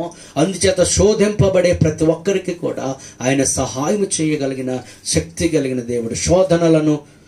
శోధనల నుండి తప్పించుటలో మన దేవుడు నమ్మదగిన దేవుడు. తెస్సలోనికీయులకు రాసిన 2వ పత్రిక 3:3 గమనించినట్లయితే, ప్రభువు నమ్మదగిన వాడు, ఆయన మిమ్మును స్థిరపరచి దుష్టత్వము నుండి కాపాడును. అనగా దుష్టుని నుండి కాపాడుతాడు. మన దేవుడు ఎంత నమ్మదగిన వాడండి. ఆయన మనల్ని స్థిరపరుస్తాడు. సంవత్సరములు గతించిన నీ జీవితంలో స్థిరత్వము లేదా? సంవత్సరములు గతించిన మీ కుటుంబంలో కొంతమంది సభ్యులు స్థిరపడలేదా? దేవుని యందు నమ్మకం ఉంచండి. ఆయన నమ్మదగిన దేవుడు వారిని స్థిరపరుస్తాడు. ఒక వ్యక్తి దయ్యముల చేత పీడింపబడి సంఖ్యల చేత అతనిని బిగించేసిన వాటిని తెంచుకొని సమాధుల్లోనికి వెళ్ళిపోయేవాడు. తన శరీరాన్ని గాయపరుచుకునేవాడు. తనని బట్టి తన కుటుంబం ఎంతో బాధపడేది. అయితే యేసుక్రీస్తు వారు అతనిని ఆ దయ్యముల నుంచి ఎప్పుడైతే విడిపించాడో, అతడు స్వస్థ చిత్తుడై, అనగా తన మనస్సు మారి కుదుటపరచబడి స్థిరపరచబడి యేసుక్రీస్తు పాదముల ఎదుట కూర్చొని ప్రభువు మాటలు వింటూ ఉన్నాడు. అతనిని ఎవరు సాధు చేయలేకపోయారు ఇంతకు ముందు, కానీ ప్రభువు మాత్రమే అతనిని సాధుపరచగలిగాడు. అది దేవునికి మాత్రమే సాధ్యం. ఆయన మనల్ని స్థిరపరచగలడు. ఇంకంటున్నాడు, ఆయన దుష్టత్వము నుండి, అనగా దుష్టుని నుండి కాపాడగలడు. ఇదిగో ఎవరిని మింగుదని గర్జించే సింహం వలె మన విరోధి అయిన అపవాది మనల్ని వెతుకుచూ తిరుగుతూ ఉన్నాడు. అయితే సాతాను యొక్క ప్రతి శోధన నుండి తప్పించుటకు మన దేవుడు సమర్థుడు. ప్రియ సహోదరి సహోదరులారా, ప్రియ దేవుడు నమ్మదగిన దేవుడు అండి. నువ్వెంత నిరాశలో ఉన్నా, నిస్పృహలో ఉన్న, ఇబ్బందులు ఉన్నా, నమ్మదగిన దేవుని మీద నువ్వు నమ్మకం ఉంచు. Just trust the lord. ప్రభు మీద నీ విశ్వాసాన్ని పెట్టు. విశ్వాసం లేకుండా దేవునికి ఇష్టడేంటి? అసాధ్యము. ఆయన యొద్దకు వచ్చేవాడు ఆయన ఉన్నాడనియు, తన్ను వెదకు వారికి ఆయన ఫలము దయచేవాడనియు నమ్మవలెను కదా. ఆయన యొద్దకు వచ్చి వారికి ఆయన ఫలము దయచేస్తాడు. విశ్వాసంతో ఆయన యొద్దకు ఆయన నమ్ముకొనదగిన సహాయకుడు. పిల్లరా, వీటన్నిటి బట్టి ఆలోచన చేస్తే మనకు దేవుని యొక్క గొప్ప అద్భుతమైన లక్షణం మనకు కనబడుతుంది. అదేంటంటే దేవుడు నమ్మదగిన దేవుడు, నమ్మకదగిన దేవుడు. ఆయన నమ్మకత్వము కలిగిన దేవుడు. అయితే మనల నుంచి దేవుడు ఏమి కోరుకుంటున్నాడంటే, మనము కూడా నమ్మకముగా ఉండాలని ఆయన కోరుకుంటున్నాడు. ఎఫెసీ పత్రిక 5:1 మీరు ప్రియులైన పిల్లల వలె దేవుని పోలి నడుచుకొనుడి. దేవుడు నమ్మదగిన వాడు గనుక మనుషులముగా, ఆయన బిడ్డలముగా, ఆయన కుమారులము కుమార్తెలముగా మనమందరము కూడా నమ్మదగిన వారముగా ఉండాలి. నమ్మకత్వము అనే లక్షణాన్ని కలిగి ఉండాలి. ప్రియులారా, ఈరోజు మనుషులు నమ్మదగిన వారిగా ఉండడం లేదు.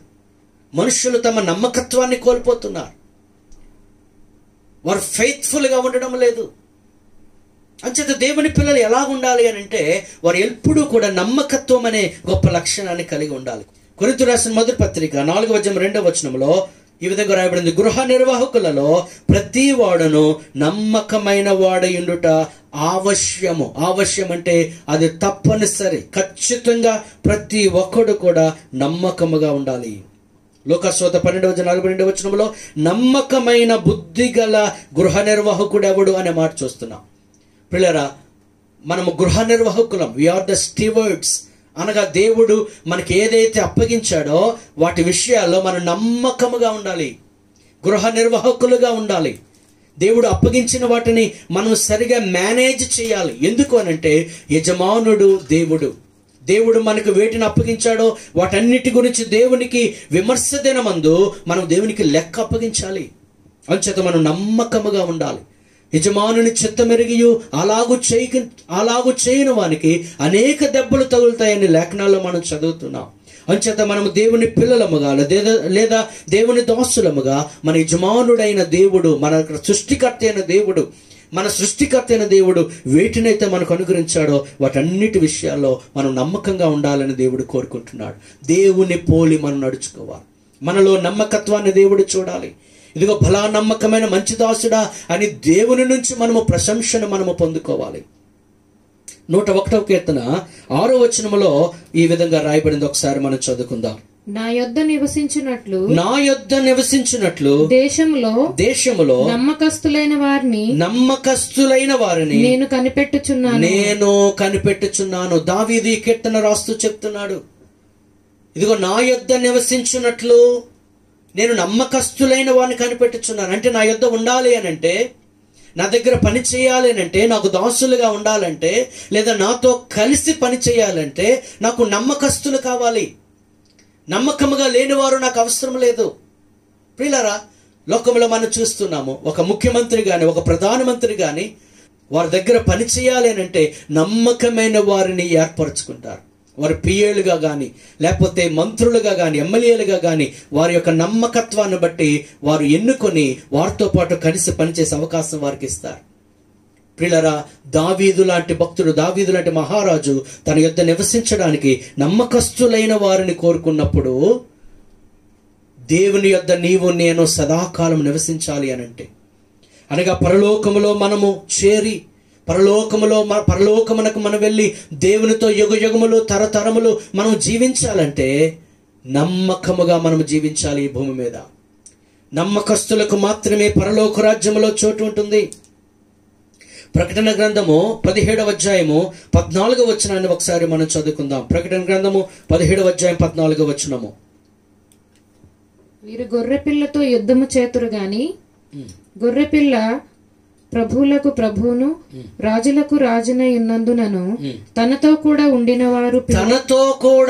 వారు పిలువబడిన వారై ఏర్పరచబడిన వారై నమ్మకమైన వారై ఉన్నందునను ఆయన ఆ రాజులను జయించును. ప్రియులారా, ఇదిగో దేవునితో ఎవరుంటారు? గత వారం క్రీస్తు రాకడ గురించి, సంఘము ఎత్తబడుట గురించి మనం విన్నాం. క్రీస్తు రాకడలో ఎవరు విడువబడతారో, క్రీస్తు రాకడలో ఎవరు ఎత్తబడతారో మనము విన్నాం. మరి క్రీస్తు రాకడలో ఎవరు ఎత్తబడతారంటే, ఈ భూమి మీద నమ్మకమైన మనస్సు గలవారు మాత్రమే. నమ్మకమైన వారే యేసుక్రీస్తుతో యుగయుగములు తరతరములు పరలోక రాజ్యములో ఉంటారు. ఇదిగో నమ్మకమైన వారు అంటాడు. ఇదిగో పిలువబడిన వారును, ఎవరు యేసుతో ఉంటారంటే పిలువబడిన వారును, ఏర్పరచబడిన వారును, నమ్మకమైన వారును ఉంటారు. ప్రియులారా, ప్రభు అందరిని పిలుస్తున్నాడు. ప్రయాసపడి భారం మోసుకొనిచున్న సమస్తమైన జనులారా మీరు నా వద్దకు రండి అని అందరికీ కూడా ఆయన పిలుస్తూ ఉన్నారు. ఎవరైతే ఆయన పిలుపుకు స్పందించి ఆయన వద్దకు వస్తారో వారు ఏర్పరచబడిన వారు. ఎవరైతే ఏర్పరచబడతారో వారిలో నమ్మకస్తులను ఆయన పరలోక రాజ్యానికి తీసుకువెళ్తాడు. దీని స్తోత్రం కలుగును గాక. ఆయన నిన్ను పిలిచాడు నిజమే. ఆయన పిలుపుకు నువ్వు స్పందించావు. దేవుని చేత ఏర్పరచబడి ఆయన కుమారునిగా కుమార్తెగా నీవు అంగీకరించబడ్డావు నిజమే. అయితే నువ్వు నమ్మకముగా లేకపోతే ఆయనతో కూడా ఉండే భాగ్యము నీకు ఉండదు. యేసుప్రభు అన్నాడు యోహాను సువార్త 14 మొదటి నుంచి 3 వచనాలు గమనిస్తే, ఇదిగో మీ హృదయాలు కలవరపడనీయవద్దు. ఇదిగో తండ్రి యందు మీరు విశ్వాసం ఉంచుతున్నారు, నా యందును మీరు విశ్వాసం ఉంచండి. ఇదిగో నేను మీకు స్థలము సిద్ధపరచ వెళుచున్నాను. లేని ఎడల మీతో నేను చెప్తాను, నా తండ్రి ఇంటి అనేక నివాసాలు ఉన్నాయి. నేను వచ్చి నాతో కూడా మీరుండునట్లు మిమ్మల్ని తీసుకుని వెళ్తానని ప్రభు చెప్పాడు. ప్రియ సహోదరి సహోదరుడా, యేసుక్రీస్తు మరలా రాబోతూ ఉన్నాడు. ఆయన మధ్యాకాశానికి వచ్చినప్పుడు ఎవరు మధ్యాకాశానికి వెళతారు అని అంటే, ఎవరైతే నమ్మకముగా తమ జీవితాన్ని ఇక్కడ కొనసాగించారో వారికి మాత్రమే మధ్యాకాశములో ఉండే చోటు, తర్వాత పరలోక రాజ్యములో ఉండే చోటు వారికి దక్కుతుంది. ప్రకటన గ్రంథం 2:10 మనం ఈ రీతిగా అక్కడ రాయబడింది ఒకసారి మనం చదువుకుందాం. ప్రకటన గ్రంథము 2:10 ఇదిగో మీరు శోధింపబడినట్లు అపవాది మీలో కొందరిని చెరలో వేయింపబోచున్నాడు. 10 దినములు శ్రమ కలుగును. మరణము వరకు నమ్మకముగా ఉండము. నేను మీకు జీవ కిరీటం ఇచ్చేదను. పిల్లలు, అద్భుతమైన మాట. మనం ఎంతవరకు నమ్మకముగా ఉండాలంటే మన మరణ పర్యంతము, మన మరణము వరకు. ఒక వారము నమ్మకంగా ఉండి మరొక వారము అపనమ్మకంగా ఉండడం కాదు. ఒక నెల నమ్మకంగా ఉండి మరొక నెల అపనమ్మకంగా ఉండడం కాదు. లేదా ఒక సంవత్సరము నమ్మకంగా ఉండి మరొక సంవత్సరము అపనమ్మకంగా ఉండడం కాదు. ఈ రోజు నమ్మకంగా ఉండి రేపు నమ్మకత్వాన్ని కోల్పోవడం కాదు. కనిపించారా, మరణము వరకు మనం నమ్మకముగా ఉండాలి. మరణము వరకు మనం నమ్మకంగా ఉండాలి. అప్పుడే వారికి దేవుడు వాగ్దానము చేసిన జీవ కిరీటాన్ని ఇస్తాడు. పిల్లల, పరుగు పందెములో ఒక వ్యక్తి పరుగెత్తుతూ ఉంటే మధ్యలో విరమించుకుంటే అతనికి ఆ యొక్క బహుమతి రాదు. అలాగే ప్రియ దేవుని పిల్లలారా, మనము ఈ యొక్క విశ్వాసం అనే పందెపు రంగంలో పరిగెడుతూ ఉన్నాము. ఈ పందెపు రంగంలో అనేకమైన శోధనలు కలుగుతున్నాయి, అనేకమైన సమస్యలు కలుగుతున్నాయి, అనేకమైన ఇబ్బందులు మనకు కలుగుతున్నాయి. అయితే మనం గురి ఎత్తుకు పరిగెత్తి అంతము వరకు నమ్మకముగా ఉండినప్పుడే దేవుడు మనకు వాగ్దానం చేసిన జీవ కిరీటాన్ని ఇస్తాడు. అంటే అంతము వరకు నమ్మకంగా ఉండాలి, అన్ని సమయములలో నమ్మకంగా ఉండాలి, అన్ని విషయములలో నమ్మకంగా ఉండాలి. కొన్ని విషయాల్లో నమ్మకంగా ఉండి మరికొన్ని విషయాలు అపనమ్మకంగా ఉండడం కాదు పిల్లారా.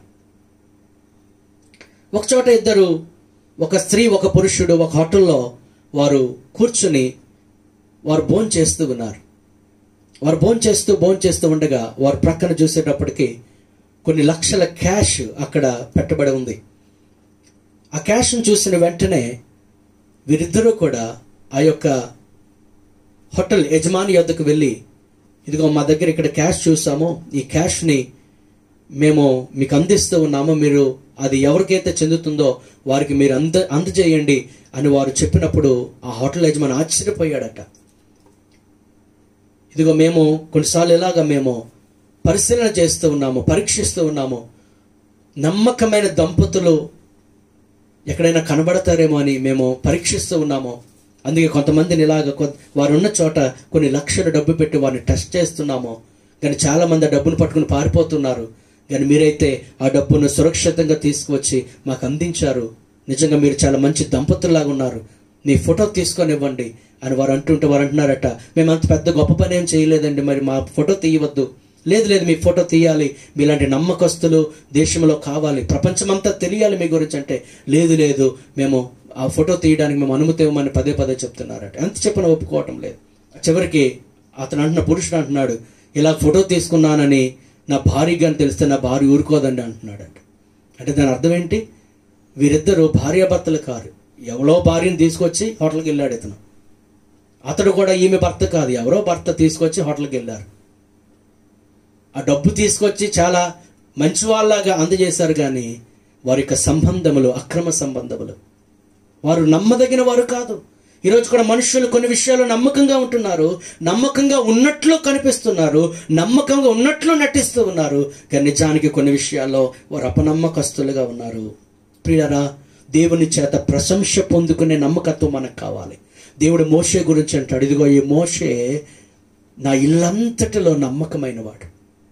వీళ్ళరా మోషే నమ్మకమైన వాడు గనుకనే ఇశ్రాయేలు ప్రజలు 6 లక్షల మంది ఇశ్రాయేలు ప్రజలు నడిపించడానికి దేవుడు మోషేను నాయకునిగా చేసి పంపించాడు. పిల్లారా, నెహెమ్యా గ్రంథము 9వ అధ్యాయం చదువుతున్నాము. అబ్రహాము నమ్మకమైన మనస్సు గలవాడు.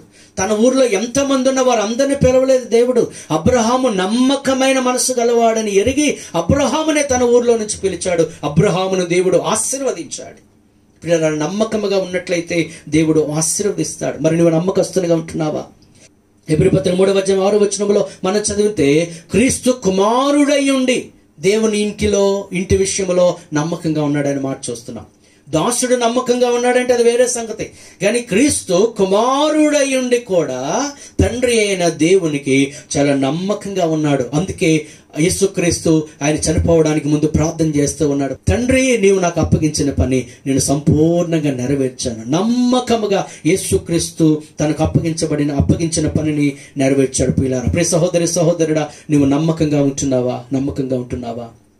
అయితే నమ్మకంగా ఉన్నవారికి ఎటువంటి దీవెనలో, నమ్మకంగా ఉన్నవారికి ఎటువంటి ప్రయోజనాలు, ఎటువంటి ఆశీర్వాదాలు ఉన్నాయో ఒకసారి మనం చూద్దాం. సామెతల గ్రంథము 28వ అధ్యాయం 20వ వచనంలో ఈ విధంగా రాయబడింది, నమ్మకమైన వానికి దీవెనలు మెండుగా కలుగును.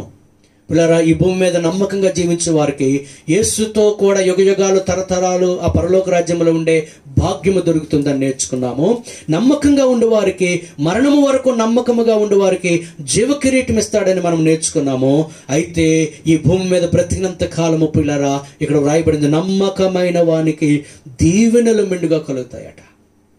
నమ్మకమైన వారిని దేవుడు ఆశీర్వదిస్తాడు. యోసేపు గురించి ఆలోచించినట్లయితే యోసేపు చాలా నమ్మకముగా పనిచేస్తాడు.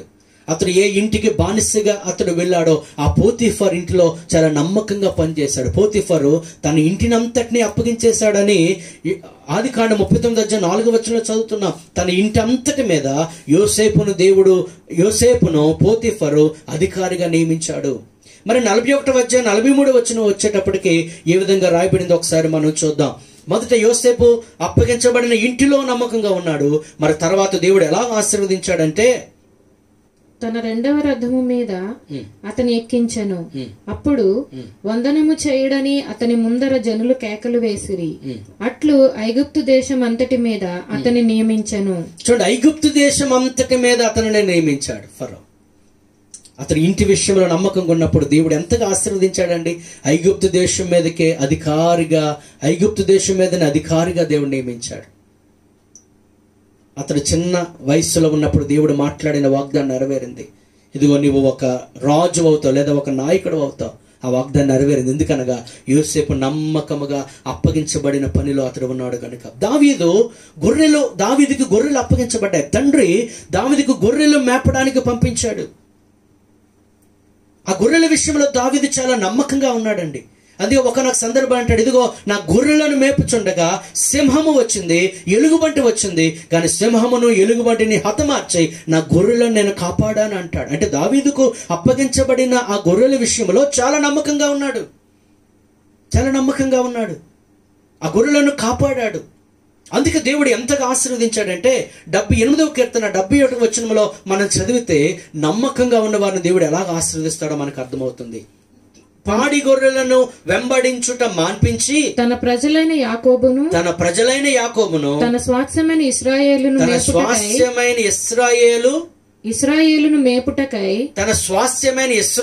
మేపుటకై ఆయన అతనిని రప్పించెను. గొర్రెలు కాసే విషయంలో నమ్మకంగా ఉండడం దేవుడు చూచి తన ప్రజలను ఏకంగా అప్పగించేశాడు. ఎంత గొప్ప ఆశీర్వాదం అండి. ప్రియ సహోదరి సహోదరుడా, నీకు ఏదైతే అప్పగించబడిందో అది కొన్ని విషయాలే కావచ్చు, కొద్ది విషయాల్లోనే కావచ్చు, అది కొంతే కావచ్చు, కానీ వాటిలో నువ్వు నమ్మకంగా ఉన్నప్పుడు దేవుడు దీవిస్తాడు. అది ఉద్యోగమైనా, అది ధనమైనా, అది ఏదైనా సరే నువ్వు నమ్మకంగా ఉన్నప్పుడే దేవుడు అంచులంచులుగా నిన్ను ఆశీర్వదిస్తాడు. మత్తయి 25వ అధ్యాయంలో మనం గమనించినట్లయితే ఒక యజమానుడు ఉన్నాడు. అతడు ఒక దాసునికి 5 తలాంతులు, మరొక దాసునికి 2 తలాంతులు, మరొక దాసునికి 1 తలాంతు ఇచ్చాడు. 5 తలాంతులు ఇవ్వబడిన వాడు చాలా చక్కగా వ్యాపారం చేసి వాటిని మరొక 5 సంపాదించాడు. 2 తలాంతులు ఉన్నవాడు బాగా వ్యాపారం చేసి మరి 2 తలాంతులు సంపాదించాడు. కానీ 1 తలాంతు ఉన్నవాడు దాన్ని భూమిలో చక్కగా కప్పెట్టుంచాడు. 5 తలాంతులు కలిగిన వానికి యజమాని అంటాడు, బలా నమ్మకమైన మంచి దాసుడా. 2 తలాంతులు కలిగిన వాడు మరి 2 సంపాదించి యజమాని యొద్దకు తీసుకువచ్చినప్పుడు అతని గురించి అంటాడు, బలా నమ్మకమైన మంచి దాసుడా. వారిని యజమాని హెచ్చించాడు. ఇదిగో నీకు అనేకమైన అప్పగిస్తానని యజమాని హెచ్చించినట్లు మనం చూస్తున్నాం. ప్రియ సహోదరి సహోదరుడా, నీకు ఇవ్వబడిన వాటిలో నువ్వు నమ్మకంగా ఉండాలి. ఆ ఒక్క తలాంతి ఇవ్వబడిన వాడు ఆ తలాంతును భూమిలో కప్పెట్టాడు. దాని మీద ఏమాత్రం పెట్టుబడి పెట్టలేదు, దానితో వ్యాపారం చేయలేదు. అతడు సోమరిగా ఉన్నాడు, నమ్మకంగా పనిచేయలేదు, యజమాని యొక్క చిత్తాన్ని నెరవేర్చలేదు.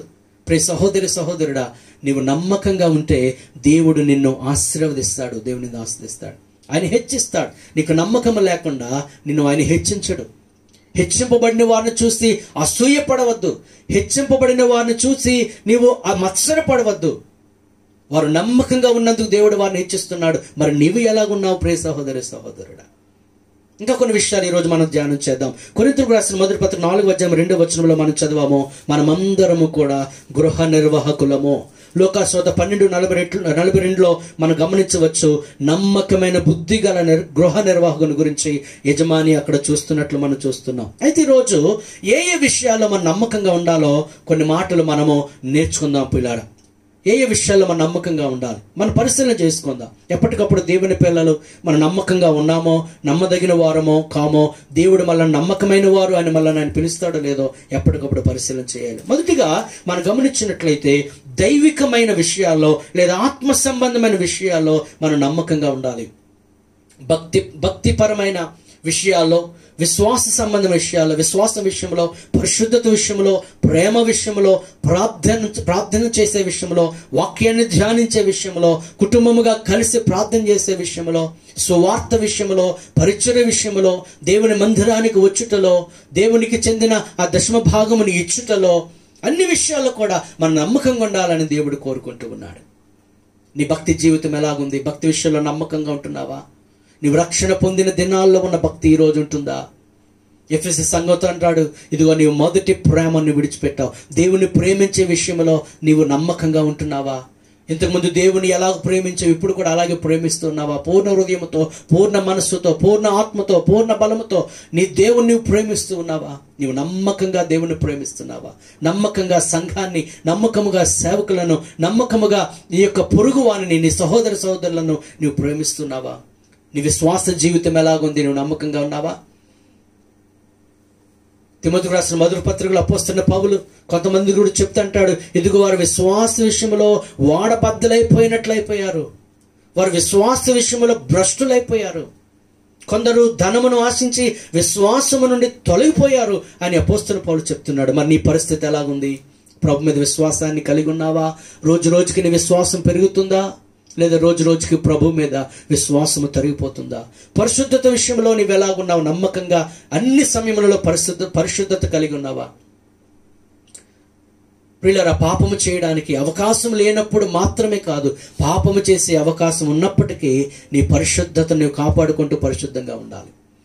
దానియేలు ఒక నిర్ణయం చేసుకున్నాడట, రాజు భుజించు భోజనమును, రాజు పానము చే ద్రాక్షారసమును నేను పుచ్చుకొని నన్ను నేను అపవిత్రపరుచుకోనని దానియేలు నిర్ణయించుకున్నాడు. మరి నీవు ఆ రీతిగా ఈ భూమి మీద పవిత్రంగా జీవిస్తున్నావా? యోసేపు శోధించబడినప్పుడు ఆ పాపము నుండి తప్పించుకుని పారిపోయాడు. ప్రియులారా, లోకంలో నీకు శోధనలు కలిగినప్పుడు ఆ శోధనలో పడకుండా పరిశుద్ధంగానే ఉండాలి. నీ ప్రార్థనా జీవితం ఎలాగుంది? ఉదయాన్నే లేచి తెల్లవారుజామున దేవుని సన్నిధిలో ప్రార్థన చేస్తున్నావా? యేసుక్రీస్తు వారు పెందలకడ లేచి ఆయన అరణ్య ప్రదేశానికి వెళ్ళి ప్రార్థన చేశాడు. ఏకాంత ప్రార్థన ప్రభు చేశాడు. ఒకనొక సందర్భంలో జనసమూహములు ఆయన యొద్దకు వస్తున్నారని ఆ జనసమూహంలో కొద్ది సమయము వారిని పంపివేసి ఆయన ఏకాంతముగా వెళ్ళి ఆయన ప్రార్థన చేసినట్లు మన లేఖనాల్లో చూస్తూ ఉన్నాం. ఆయన పరిచర్య ప్రారంభించడానికి ముందు 40 దినములు దేవుని సన్నిధిలో ఉపవాసం ఉండి ప్రార్థన చేశాడు. దేవుని శక్తిని కలిగి ఘనమైన పరిచర్య చేశాడు. అంత మాత్రమే కదా, యేసుక్రీస్తు అప్పగించబడడానికి ముందు కూడా గెత్సెమనే తోటలో యేసుక్రీస్తు ప్రార్థన చేశాడు. మరి ప్రార్థనా జీవితం ఎలాగుంది? ప్రతి సమయమందు ప్రార్థన చేస్తున్నావా? పట్టుదల కలిగి ప్రార్థన చేస్తున్నావా? విసుకక నిత్యము ప్రార్థన చేస్తున్నావా? ప్రార్థనా జీవితంలో నమ్మకంగా ఉన్నావా? నీ వాక్య ధ్యాన జీవితం ఎలాగుంది? నీవు వాక్యము ప్రతిరోజు ఏదో ఎక్కడో ఒక మొక్క అక్కడ ఒక మొక్క చదవడం కాదు, కానీ నిరంతరముగా ఒక సిస్టమేటిక్గా రెగ్యులర్గా దేవుని యొక్క వాక్యాన్ని నీవు చదువుతున్నావా? నీవు నమ్మకంగా ఉండాలని దేవుడు కోరుకుంటున్నాడు. దేవుని స్తుతించే విషయంలో నువ్వు నమ్మకంగా ఉన్నావా? నీ సమయాన్ని వృధా చేయకుండా దేవుని కొరకు, దైవికమైన విషయాల కొరకు నువ్వు సమయాన్ని వెచ్చిస్తూ ఉన్నావా? ఇదిగో దైవ భక్తి, అది గొప్ప లాభ సాధనం, గొప్ప ప్రయోజనకరమైన దేవుని యొక్క వాక్యము సెలవిస్తూ ఉంది. ప్రియ సహోదరి సహోదరులారా, మొదటిగా మనం గమనిస్తే దైవికమైన విషయాల్లో మనం నమ్మకంగా నమ్మకంగా ఉండాలి. కొరింథీయులకు రాసిన మొదటి పత్రిక 6వ అధ్యాయం 19-20 వచనాలు చదువుకుందాం. మీ దేహము దేవుని వలన మీకు అనుగ్రహింపబడి మీలో ఉన్న పరిశుద్ధాత్మకు ఆలయమై ఉన్నదని మీరు ఎరుగరా? మీరు మీ సొత్తు కారు, విలువ పెట్టి కొనబడిన వారు గనుక మీ దేహముతో దేవుని మహిమపరచుడి. చూడండి, ఇక్కడ ఏమన్నాడు? మీ దేహము దేవుని వలన మీకు అనుగ్రహించబడింది, మీరు మీ సొత్తు కారు. ఈ దేహములో దేవుడు నివసిస్తూ ఉన్నాడు. అదే పత్రికలో 3వ అధ్యాయం 16-17 వచనాల్లో పరిశుద్ధాత్మ మీలో నివసించుచున్నాడని మీరు ఎరుగరా? ఎవడైనాను దేవుని ఆలయమును పాడు చేసిన ఎడల దేవుడు వానిని పాడు చేయును అనే మాట చూస్తున్నాం. పిల్లలు, మనకి ఇవ్వబడిన దేహము, ఈ దేహములో, ఈ శరీరములో ప్రతి అవయవము కూడా అది దేవుని కొరకు, దేవుని మహిమ కొరకు అది ఉపయోగించబడవలసింది. ఎందుకనగా దేహములో దేవుడు నివసిస్తూ ఉన్నాడు. ఈ దేహమే దేవుని ఆలయం. దేవుడు ఎక్కడో ఉంటాడని కాదు పిల్లరా, దేవుడు మన దేహములో ఆయన నివసిస్తూ ఉన్నాడు. అంచేత మీ శరీరములను, అంచేత మీ దేహముతో దేవుని మహిమపరచాలి. రోమిలకు రాసిన పత్రిక 12వ అధ్యాయం 1వ వచనం మనం చదువుకుందాము. కాబట్టి సహోదరులారా, పరిశుద్ధమును దేవునికి అనుకూలమునైన సజీవ యాగము, దేవునికి అనుకూలమునైన సజీవ యాగముగా మీ శరీరములను ఆయనకు సమర్పించుకొనుడని దేవుని వాత్సల్యం బట్టి మిమ్మును బతిమాలుకొనుచున్నాను. ఇట్టి సేవ మీకు యుక్తమైనది. మన శరీరము మన ఇష్టం వచ్చినట్లు, మనము కోరుకున్నట్లు ఈ శరీరమును మనము నిర్వహించుకోకూడదు, కానీ మన శరీరములను దేవునికి సమర్పించుకోవాలి. మన దేహము వలన దేవునికి మహిమ కలగాలి. రోమిలకు రాసిన పత్రిక 6వ అధ్యాయం 12-13 వచనాలు చదివితే మన దేహములో ఉన్న అవయవాలన్నీ నీతికి సాధనములుగా ఉపయోగించాలి. అపవిత్రతకు మన అవయవాలు అప్పగించకూడదు. ప్రసంగ గ్రంథం 11:10 అంటాడు, నీ దేహమును చెరుపు దాన్ని నువ్వు తొలగించుకో. అక్కడ యవనస్తుల గురించి మాట్లాడుతున్నాడు. యవనుడా, నీ హృదయంలో ఉన్న వ్యాఖ్యలను తొలగించుకో, నీ కోరిక చొప్పున నువ్వు జీవించు. అయితే వీటన్నిటిని బట్టి దేవుడు తీర్పులోకి తెస్తాడు. నీ దేహమును ఏదైనా చెరుపుతా ఉంటే దాన్ని నీవు తొలగించుకోవాలి. ప్రియులారా, మన దేహంలో ఉన్న ప్రతిదీ కూడా దేవుని మహిమ కొరకు ఉపయోగించబడాలి. నీ జీవితంలో నీలో ఉన్న నీ హృదయం, నీ మనస్సు, అది దేవునికి సమర్పించుకోవాలి. నీ హృదయం అపవిత్రం అవ్వకూడదు. చూచిన వాటిని బట్టి, చేస్తున్న వాటిని బట్టి, నీ ప్రవర్తనను బట్టి నీ యొక్క హృదయము అపవిత్రం అవ్వకూడదు. అలాగే నీ మనస్సు ఎప్పుడు కూడా నిర్మలమైనదిగా, మంచిదిగా ఉండాలి. ఈరోజు అనేక మంది యవ్వన బిడ్డలు వారి మనస్సులను పాడు చేసుకుంటూ ఉన్నారు. అపవిత్రమైన వాటిలో పాలు పంపులు పొందడం ద్వారా వారి మనస్సులు పాడైపోతున్నాయి. ప్రియులారా, ఈ దేహము దేవుని చేత నీకు అనుగ్రహించబడింది. నువ్వు ఒక నిర్వాహకునిగా, ఒక స్టివర్డ్గా, ఒక గృహ నిర్వాహకునిగా ఈ దేహాన్ని చక్కగా నిర్వహించుకోవాలి. నీ దేహం వల్ల దేవునికి మహిమ కలగాలి. అలాగే మన దేహంలో ఉన్న కళ్ళు, ఈ యొక్క కన్నులు మనం సరైన వాటికి ఉపయోగించాలి. ఈ కళ్ళతో మోహపు చూపులు చూడకూడదు. ఈ కళ్ళతో అసూయతో కూడిన చూపులు, విషపు చూపులు, అహంకారంతో కూడిన చూపులు మనం చూడకూడదు. ఈ కళ్ళతో దేవుని మహింపరచాలి. గతంలో మనం నేర్చుకున్నాం, వ్యభిచారులకు పరలోక రాజ్యంలో చోటు లేదు. యేసుప్రభు అంటున్నాడు, ఒక స్త్రీని మోహపు చూపుతో చూస్తే అప్పుడే ఆ వ్యక్తి ఆ స్త్రీతో వ్యభిచరించినట్లే. ప్రియులారా, ఈరోజు చాలా మంది శరీర రీతిగా లైంగికంగా వ్యభిచారం చేయకపోవచ్చు, కానీ మోహపు చూపులు చూసి వారు వ్యభిచారం చేస్తూ ఉన్నారు. యోబు అంటాడు 31వ అధ్యాయం 1వ వచనంలో, నేను నా కన్నులతో నిబంధన చేసుకుంటుని కన్యకను నేను ఎలాగూ చూతును. ప్రియులారా, ఈరోజు అనేక మంది ఈ కన్నుల విషయంలో తప్పిపోతూ ఉన్నారు. హవ్వ కూడా పదే దేవుడు ఏదైతే తినవద్దని చెప్పాడో ఆ పండును చూచి చివరికి సాతాను చేత ప్రేరేపించబడి ఆ పండును తిని శాపాన్ని కొని తెచ్చుకుంది. ప్రియ సహోదరుడా, నీ కళ్ళు ఎలాగున్నాయి? నీ కళ్ళు ఒకవేళ లస్ట్తో నిండిపోయి ఉన్నాయో, మోహంతో నిండిపోయి ఉన్నాయేమో. ఈరోజు అనేక మంది యవ్వన బిడ్డలు పోర్నోగ్రఫీకి అలవాటు అయిపోయారు. అశ్లీలమైన దృశ్యాలు చూడడం, అపవిత్రమైన దృశ్యాలు వారి యొక్క మొబైల్ ఫోన్లో లేదా కంప్యూటర్లో చూడడం. యవనస్తులు ఈరోజు అనేక మంది ఈ పోర్నోగ్రఫీకి ఎడిక్ట్ అయిపోయారు. యవనస్తులు మాత్రమే కాదు, వివాహితులు కూడా అనేక మంది పోర్నోగ్రఫీకి ఎడిక్ట్ అయిపోయారని సర్వే తెలియజేస్తూ ఉంది. అనేక మంది ఈ యొక్క అశ్లీలమైన దృశ్యాలు చూచడం వలన తమ యొక్క మెరైటల్ రిలేషన్షిప్, వివాహ సంబంధాలు అనేవి రోజు రోజుకి కూడా క్షీణించిపోతున్నాయని సర్వే చెప్తుంది. ఎవరైతే ఈ యొక్క అశ్లీలమైన దృశ్యాలు చూసి అలవాటు వారికి ఉంటుందో వారు తీవ్రమైన డిప్రెషన్కి లోనవుతున్నారు. వారు యాంగ్జైటీకి అనగా ఒత్తిడికి గురైపోతున్నారు. వారు భయంకరమైన చింతలోకి వెళ్ళిపోతున్నారు. వారి యొక్క వైవాహిక జీవితము అంత అద్భుతముగా ఉండడం లేదని సర్వే తెలియజేస్తుంది ప్రియులారా. అంత మాత్రమే కాదు, ఈ యొక్క అపవిత్రమైన దృశ్యాలు చూడడం, మీ కళ్ళతో చూడడం అనేది అది దేవునికి విరోధకరమైన పని. ఈ కళ్ళను దేవుని కొరకుని ఉపయోగించాలి. అపవిత్రమైన దృశ్యాలు చూసి అదే కళ్ళుతో దేవుని యొక్క వాక్యాన్ని చదువుతూ ఉంటే అది అవిధేయత సుమా. నువ్వు దేవునికి వ్యతిరేకంగా పాపం చేస్తున్నావు సుమా. జాగ్రత్తగా ఆలోచన చేయి. ఒకవేళ ఈ యొక్క అపవిత్రతకు లేదా అశ్లీలమైన దృశ్యాలు చూస్తే అలవాటు నీకు ఉన్నట్లయితే ప్రభు నిన్ను విడిపించగలడు. ఒక గొప్ప వ్యక్తి ఒకరోజు ఇలాగే వాక్య సందేశాన్ని వింటూ ఉన్నాడు. ఆ వ్యక్తి తర్వాత దైవజనుతో మాట్లాడుతూ ఉన్నాడు. అయ్యా, మీరు దేని గురించి చెప్పారో నేను దానికి బానిసైపోయాను. ఉదయాన్నే లేచిన వెంటనే ఒక అశ్లీలతతో ఉన్న ఒక మూవీ నేను చూస్తాను, మళ్ళీ నేను పనికి వెళ్ళిపోతాను, మళ్ళా రాత్రి నిద్రపోయే ముందు మరి ఒక అశ్లీలతతో ఉన్న ఆ యొక్క మూవీ చూస్తాను. నా యొక్క జీవితం అంతా పాడైపోయింది. నేను చాలా డిప్రెషన్లో ఉన్నాను. నాకు పాపపు ఆలోచనలు ఎక్కువగా కలుగుతూ ఉన్నాయి. దీని నుంచి నేను విడుదల పొందగలనా? ఇదిగో నా తల్లిని, నా యొక్క సహోదరిని నేను చూసినప్పుడు కూడా అటువంటి పాపపు కోరికలు వచ్చే ఆ భయంకరమైన స్థితిలో నేను వెళ్ళిపోయాను. మరి యేసుక్రీస్తు నన్ను విడిపించగలడా అని అడిగితే దైవజనుడు చెప్పాడు, ఇదిగో పాపలను రక్షించుట కొరకే, ఆ పాప బంధకులను విడిపించుట కొరకే ప్రభు వచ్చాడు, నేను రక్షించగలని చెప్పిన తర్వాత సుమారు 15 రోజుల తర్వాత మరలా ఆ వ్యక్తి ఆ దైవజనుని ఫోన్ చేసి అంటాడు, ఇదిగో దేవుడు నాకు విజయం ఇచ్చాడు, ఇప్పుడు నేను మంచిగా బ్రతుకుతున్నానని అతను సాక్ష్యం ఇచ్చాడు. పిల్లారిని కళ్ళు దేని కొరకు ఉపయోగిస్తున్నావు? అపవిత్రమైన వాటి చూచుట కొరకు ఉపయోగిస్తున్నావా?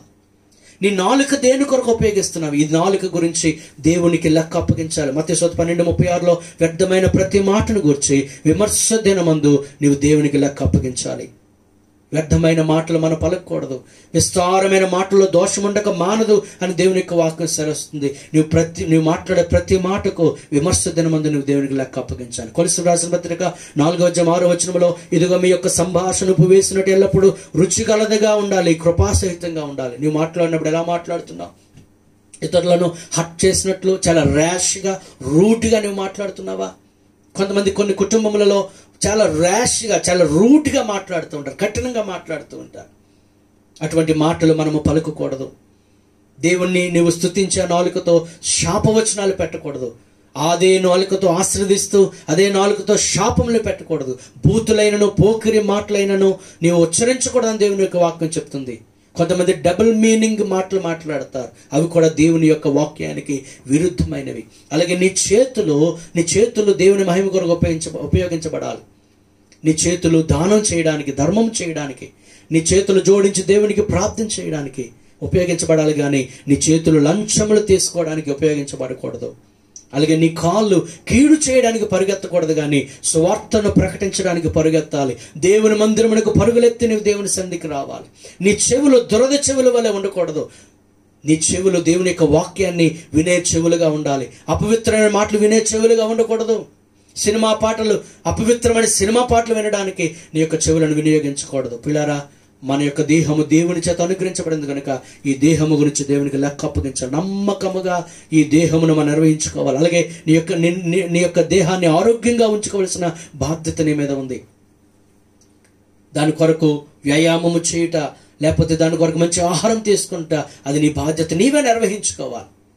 ఒకవేళ ఎవరికైనా షుగర్ ఉన్నట్లయితే వారు ఎక్కువగా స్వీట్స్ తినేస్తే, ఆరోగ్యం పోతే వారు దేవుని మీద నింద వేయకూడదు. ఆరోగ్యపోవడానికి కారణం ఏంటంటే నీవు కంట్రోల్లో లేకపోవడమే. కొన్ని అనారోగ్యాలు మన అజాగ్రత్త వల్ల కలుగుతాయనే సంగతి మర్చిపోద్దు. ఈ దేహాన్ని చక్కగా నిర్వహించుకుంటే ఈ దేహముతో దేవుని పని మరింతగా మనం చేయవచ్చని సంగతి మనం గమనించాలి. అలాగే మన సమయమును గురించి దేవునికి లెక్క అప్పగించాలి. We should be a good steward of the time. మన సమయం విషయంలో మనం చాలా మంచి నిర్వాహకులుగా ఉండాలి. అందుకే ఎఫెసీ పత్రిక 5:15-16 అంటాడు, దినములు చెడ్డవు గనుక సమయమును పోనీక సద్వినియోగం చేసుకుంటూ అజ్ఞానుల వలె కాక జ్ఞానుల వలె నడుచుకుంటూ జాగ్రత్తగా చూసుకోవాలి. అజ్ఞానుల వలె నీ సమయాన్ని వృధా చేయవద్దు. ఈరోజు చాలా మంది సమయాన్ని వృధా చేస్తూ తర్వాత బాధపడుతున్నారు, అయ్యో నా సమయాన్ని వృధా చేశానే. ఈరోజు అనేక మంది యవ్వనస్తులు సంవత్సరాల తరబడి స్థిరపడకుండా ఉండడానికి కారణం ఏంటంటే దేవుడిచ్చిన అవకాశాలు వినియోగించుకోకుండా సమయాన్ని వృధా చేసి సోమరులుగా ఉండి ఏ పని చేయకుండా ఇప్పుడు బాధపడే యవ్వనస్తులు ఎంతోమంది కనబడుతున్నారు. సమయాన్ని వృధా చేయవద్దు. సమయం విషయంలో దేవునికి లెక్క అప్పగించాలి. అందుకే మోషే ప్రార్థన చేస్తున్నాడు, ప్రభువా మాకు జ్ఞాన హృదయము కలుగు చేయము, ఇదిగో మా యొక్క దినములు లెక్కించుట మాకు నేర్పుమని ప్రార్థన చేస్తున్నాడు. సమయం గురించి దేవునికి లెక్క అప్పగించాలి. దేవునికి ఏమైనా తలాంతులు వరములు ఇస్తే ఆ వరముల గురించి దేవునికి లెక్క అప్పగించాలి. తిమోతి రాసిన మొదటి పత్రిక 4:14 అంటాడు, నీకు అనుగ్రహింపబడి నీలో ఉన్న వరమును నీవు అలక్ష్యము చేయవద్దు. దేవుడు ఏదైనా తలాంతు ఇస్తే ఆ దేవుని మహిమ కొరకు వాడు. ఇంకా పిల్లరా, చాలా ఇంకా మరొక ముఖ్యమైన విషయము మనం ఆలోచన చేద్దాము. నీ కుటుంబ విషయంలో నీవు నమ్మకంగా ఉండాలి. దేవుడు నీకు ఒక కుటుంబాన్ని ఇచ్చాడు. నీకు భార్యను లేదా భర్తను పిల్లలను దేవుడు ఇచ్చాడు. కుటుంబం అనేది దేవుడిచ్చిన బహుమానమే. ఆ కుటుంబాన్ని నువ్వు ఒక పరలోకములాగా నీవు చేసుకోవాలన్నా, ఆ కుటుంబాన్ని ఒక నరకంలాగా చేసుకోవాలన్నా అది నీ మీదే ఆధారపడి ఉంది. భార్య భర్తలుగా దేవుడు నిన్ను సమకూర్చాడు. నీ బాధ్యతలను చక్కగా నిర్వహించాలి. భర్తగా నీకున్న బాధ్యతలను నిర్వహించ నమ్మకంగా ఉండాలి. భార్యగా నీవు నమ్మకంగా ఉండాలి. ఒకరిని ఒకరు నిందించుకోవడం కాదు, ఒకరి మీద ఒకరు నిందలు మోపడం కాదు, కానీ ఒకరినొకరు మెచ్చుకుంటూ, ఒకరినొకరు క్షమించుకుంటూ, ఒకరినొకరు ఆదరించుకుంటూ నమ్మకముగా తమ బాధ్యతలు నిర్వహించాలి. ఎఫెసీ పత్రిక 5 మనం గమనిస్తే భర్తకును గూర్చిన కొన్ని విధులు, భార్యను గూర్చిన కొన్ని విధులు మనం చూస్తున్నాం. భర్తలతో ప్రభువు చెప్తున్నాడు, ఇదిగో మీరు మీ యొక్క కుటుంబమును లేదా నీ భార్యను నీవు పోషించి సంరక్షించాలి. అది నీ బాధ్యత. చాలా కుటుంబాల భర్తలు తమ కుటుంబాన్ని పోషించరు, సంరక్షించరు. చాలా మంది అలాగ గాలికి తిరుగుతూ ఉంటారు, కష్టపడి సంపాదించరు, భార్య బిడ్డలను పట్టించుకోరు. కొన్ని కుటుంబాల్లో భర్తలు పట్టించుకోని కారణంగా మరి భార్యలే వారింట వీరింట పని చేయవలసి వస్తుంది. పిల్లారా, భర్తగా నీకు బాధ్యత ఉంది. నీ కుటుంబాన్ని పోషించాలి, నీ కుటుంబాన్ని సంరక్షించవలసిన బాధ్యత నీకుంది. నీ కుటుంబానికి నువ్వు నాయకునిగా ఉండి, ఒక ఓడను నడిపించే నావికుడు ఎలాగైతే ఓడ నడిపిస్తాడో నీ కుటుంబం అనే నావను నీవు నాయకునిగా ఉండి నడిపించాలి. అది నీ బాధ్యత. చాలా మంది బాధ్యత లేకుండా ప్రవర్తిస్తూ ఉంటారు. అలాగే నీ భర్తగా నీ భార్యను ప్రేమించాలి, నీ భార్యను సన్మానించాలి. పేతురు రాసిన మొదటి పత్రిక 3:7 అంటాడు, ఆమె బలహీనమైన ఘటము కనుక ఆమెను సన్మానించాలి. భర్తగా నీ బాధ్యత నమ్మకంగా నిర్వహిస్తున్నావా? నీ కుటుంబం గురించి ఆలోచన చేస్తున్నావా? నీ కుటుంబ పోషణ గురించి ఆలోచన చేస్తున్నావా? నీ కుటుంబ భవిష్యత్తు గురించి ఆలోచన చేస్తున్నావా? నీ బిడ్డల భవిష్యత్తు గురించి ఆలోచన చేస్తున్నావా? ఇంకా భార్య భర్త ఎడల విధేయత చూపించాలి. భర్తను పిల్లలను చక్కగా చూసుకోవాలి. వారి యొక్క ఆలనాపాలను చూసుకోవాలి. వారికి వండి పెట్టే విషయంలో, ఈ యొక్క గృహమును చక్కగా తీర్చిదిద్దే విషయంలో భార్యలు వారు నమ్మకంగా ఉండాలి. సామెతలు 14:1 చదువుతున్న జ్ఞానవంతురాలు తన ఇల్లుని కట్టుకుంటుంది, ఇదిగో 3 రాళ్ళు తన సొంత చేతులతో తన ఇల్లు ఓడబెరుక్కుంటుంది. ప్రియ సహోదరి, నీవు నీ కుటుంబాన్ని కట్టుకుంటున్నావా? లేదా నీ సొంత చేతులతో కుటుంబాన్ని నీవు నాశనం చేసుకుంటున్నావా? నీ గృహం ఎలాగుంది? నీ కుటుంబం ఎలాగుంది? ఒక ఇల్లు చక్కబడాలి అంటే అది కుటుంబంలో ఉన్న ఆ స్త్రీ లేదా ఆ భార్య, ఆ తల్లి మీద ఆధారపడి ఉందని మనం గమనించాలి. గుణవతి అయిన భార్య దొరుకుట అరుదు, అది ముత్యముల కంటే చాలా మూల్యమైనదన్నమాట. మన సామెతలు 31 అధ్యాయము 10-11 చదువుతున్నాం. 11 అంటాడు, ఆమె పెనిమిటి ఆమె యందు నమ్మిక ఉంచును. భర్తగా నిన్ను నమ్మి నీకు ఏదైనా అప్పగించినప్పుడు నువ్వు నమ్మకంగా ఉండాలి. ఇష్టానుసారంగా ఆ ధనాన్ని ఖర్చు పెట్టేస్తే నీ మీద నీ భర్తకు నమ్మకం ఉండదు. పేతురు రాసిన మొదటి పత్రిక 3:1-6 చూస్తే, బంగారం అనే ఈ అలంకారము కాదు గాని సాధువైనట్టు మృదువైనట్టు స్వభావమును మీకు అలంకారంగా ఉండండి, అలంకారంగా ధరించుకోండి.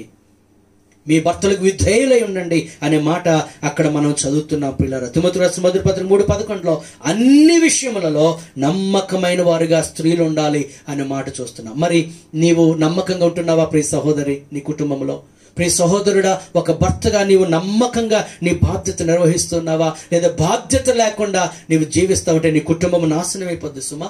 అలాగే భార్య భర్తలు ఇద్దరి మధ్య ఎన్నడూ కూడా సీక్రెట్స్ ఉండకూడదు, రహస్యాలు ఉండకూడదు. ఎందుకనగా వారిది ఏక శరీరము గనుక వారి మధ్య సీక్రెట్స్ ఉండకూడదు. ఈరోజు అనేకమైన కుటుంబాలు సర్వనాశనం అయిపోవడానికి, కుటుంబంలో శాంతి సమాధానం లేకపోవడానికి కారణము వారి మధ్య అనేకమైన రహస్యాలు ఉండడమే. ఏ కుటుంబాల్లో రహస్యాలు ఎక్కువ మెయింటైన్ చేస్తారో ఆ కుటుంబంలో సంతోషము సమాధానం ఉండదు. అలాగే భార్య భర్తలైన వారు కలిసి ఐక్యతతో నిర్ణయాలు తీసుకోవాలి, ప్రార్థనాపూర్వక నిర్ణయాలు తీసుకోవాలి. అలాగే ప్రార్థనాపూర్వకంగా నిర్ణయాలు తీసుకోవాలి, దేవుని సన్నిధికి కలిసి రావాలి. అలాగే వారికి ఉన్న ధనమును కలిసి ఖర్చు పెట్టాలి.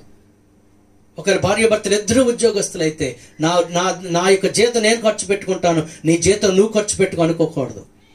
అలాగే ఇద్దరు కలిసి ఒక కుటుంబంగా కట్టబడ్డం ఎందుకు? వారు భార్య భర్తలు ఏక శరీరము కనుక భర్త తెచ్చిన జీతము భార్య తెచ్చిన జీతము ఒక దగ్గర పెట్టి కలిసి ఇద్దరు ఖర్చు పెట్టాలి. ఒక ప్రణాళిక వేసుకోవాలి. మన కుటుంబానికి ఎంత, లేదా మన మన మన పిల్లలకు ఎంత, లేదా దేవునికి ఎంత అనే విషయాలు జాగ్రత్తగా వారు ప్రణాళిక వేసి ఇద్దరు కలిసి ఖర్చు పెట్టాలి. అప్పుడే ఆ కుటుంబము ఆశీర్వదించబడుతుంది. పిల్లారా, మీ బాధ్యతల విషయంలో నమ్మకంగా లేకపోతే మీ కుటుంబం నాశనం అవుతుందనే సంగతి జాగ్రత్తగా జ్ఞాపకం చేసుకోవాల్సిందిగా కోరుతూ ఉన్నాను. అలాగే తల్లిదండ్రులకు వారి పిల్లల పట్ల బాధ్యత ఉంది. వారి పిల్లలను ప్రభు శిక్షలో బోధలో పెంచవలసిన బాధ్యత వారికి ఉంది. ఆ విషయంలో నమ్మకముగా తల్లిదండ్రులు ఉండాలి. పిల్లల యొక్క భౌతికమైన చదువు సంబంధమైన ఈ లోక సంబంధ విషయాల మీద మాత్రమే శ్రద్ధ కాక ఆత్మ సంబంధమైన విషయాల మీద వారి విషయంలో మీరు శ్రద్ధ చూపవలసిందిగా ప్రభు పేట కోరుతూ ఉన్నాను. పిల్లరా, తల్లిదండ్రులైన వారు వారి యొక్క ఆత్మీయ విషయాల మీద శ్రద్ధ చూపుతూ వారితో అధికమైన సమయాన్ని గడపవలసి ఉంది. ఈరోజు ఒక సర్వే చెప్తుంది 6 సంవత్సరాలలోపు పిల్లలు టీవీతో ఎక్కువ సమయాన్ని గడుపుతున్నారట. అంటే తల్లిదండ్రులతో వారి సమయాన్ని గడపడం లేదు. అలాగే తల్లిదండ్రులు కూడా వారి పిల్లలతో సమయాన్ని గడపడం లేదు. ఒక సర్వే తెలియజేస్తుంది, ఒక దేశంలో కేవలము రోజులో 38 సెకండ్లు మాత్రమే తల్లిదండ్రులు పిల్లలతో గడుపుతూ ఉన్నారు. ఎందుకంటే తల్లిదండ్రులు వారి పనుల్లో వారు బిజీ అయిపోయి పిల్లలతో తమ సమయాన్ని గడపలేని దుస్థితిలో ఉన్నారు. పిల్లరా, ఈరోజు తల్లిదండ్రులు వారి పిల్లలతో సమయాన్ని గడపాలి. దైవ విషయాలు వారికి బోధించాలి.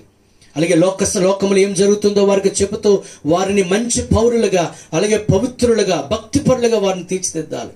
ఈరోజు అనేక మంది భక్తిపరులుగా ఉండడానికి కారణము వారి తల్లిదండ్రులు చక్కగా వారికి ఉదయాన్నే లేచి వారిని ప్రార్థనలు నడిపించడం, వారికి వాక్యాన్ని బోధించడం. అంచేత ప్రియ సహోదరులారా, తల్లిదండ్రులారా, మీ పిల్లలకు దేవుడి సంబంధ విషయాలు బోధిస్తూ ఉన్నారా? అలాగే వారి యొక్క చదువు విషయంలో, వారి పోషణ విషయంలో, వారి భవిష్యత్తు విషయంలో చాలా శ్రద్ధ కలిగి ఉండాలి. మీ బిడ్డల గురించిన భవిష్యత్తు అది మీ మీద ఆధారపడి ఉంది. అలాగే తల్లిదండ్రులైన వారి పిల్లలకు వారి యొక్క భవిష్యత్తు గురించి ఆలోచిస్తూ సరియైన రీతిలో వారికి ఇన్వెస్ట్మెంట్ కూడా చేయవలసి ఉందని మనం గమనించాలి. ప్రియులారా, బైబిల్ చెప్తుంది, పిల్లలు తల్లిదండ్రుల కొరకు కాదు, తల్లిదండ్రులే పిల్లల కొరకు ఆస్తులు సమకూర్చాలి. అంటే నీ పిల్లల గురించి ఆలోచన నీకుందా? గర్భఫలం అనేది దేవుడిచ్చిన బహుమానం.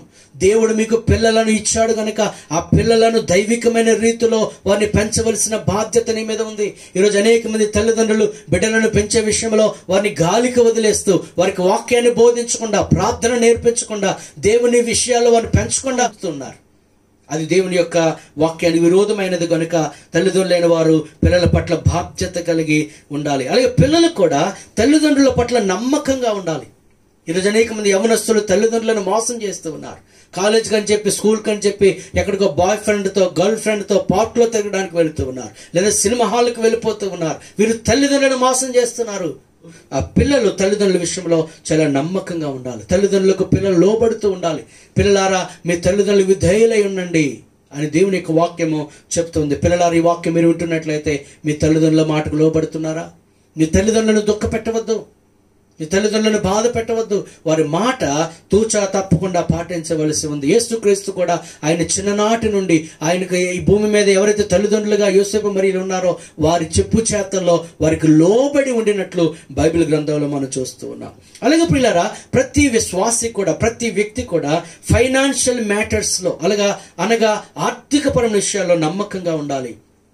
దేవుడిచ్చిన ధనాన్ని సరిగా ఖర్చు పెట్టాలి. దేవుడిచ్చిన ధనాన్ని అటు పిసినారుగా కానీ, ఇటు జల్సాగా కానీ, ఇటు దోపురాగా కానీ ఖర్చు పెట్టకూడదు. ప్రతి పైసాకు దేవునికి మనం లెక్క అప్పగించవలసిన వారు వింటున్నాము.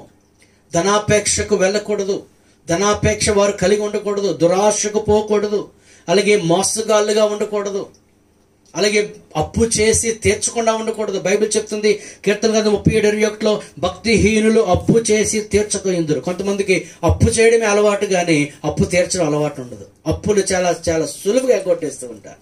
ఒక ఊర్లో అప్పు చేసి ఆ ఊరిలో ఎక్కువ అప్పులు అయిపోయిన కారణంగా మరొక ఊరికి వెళ్ళిపోతూ ఉంటారు. ఇది భక్తులకు తగదు.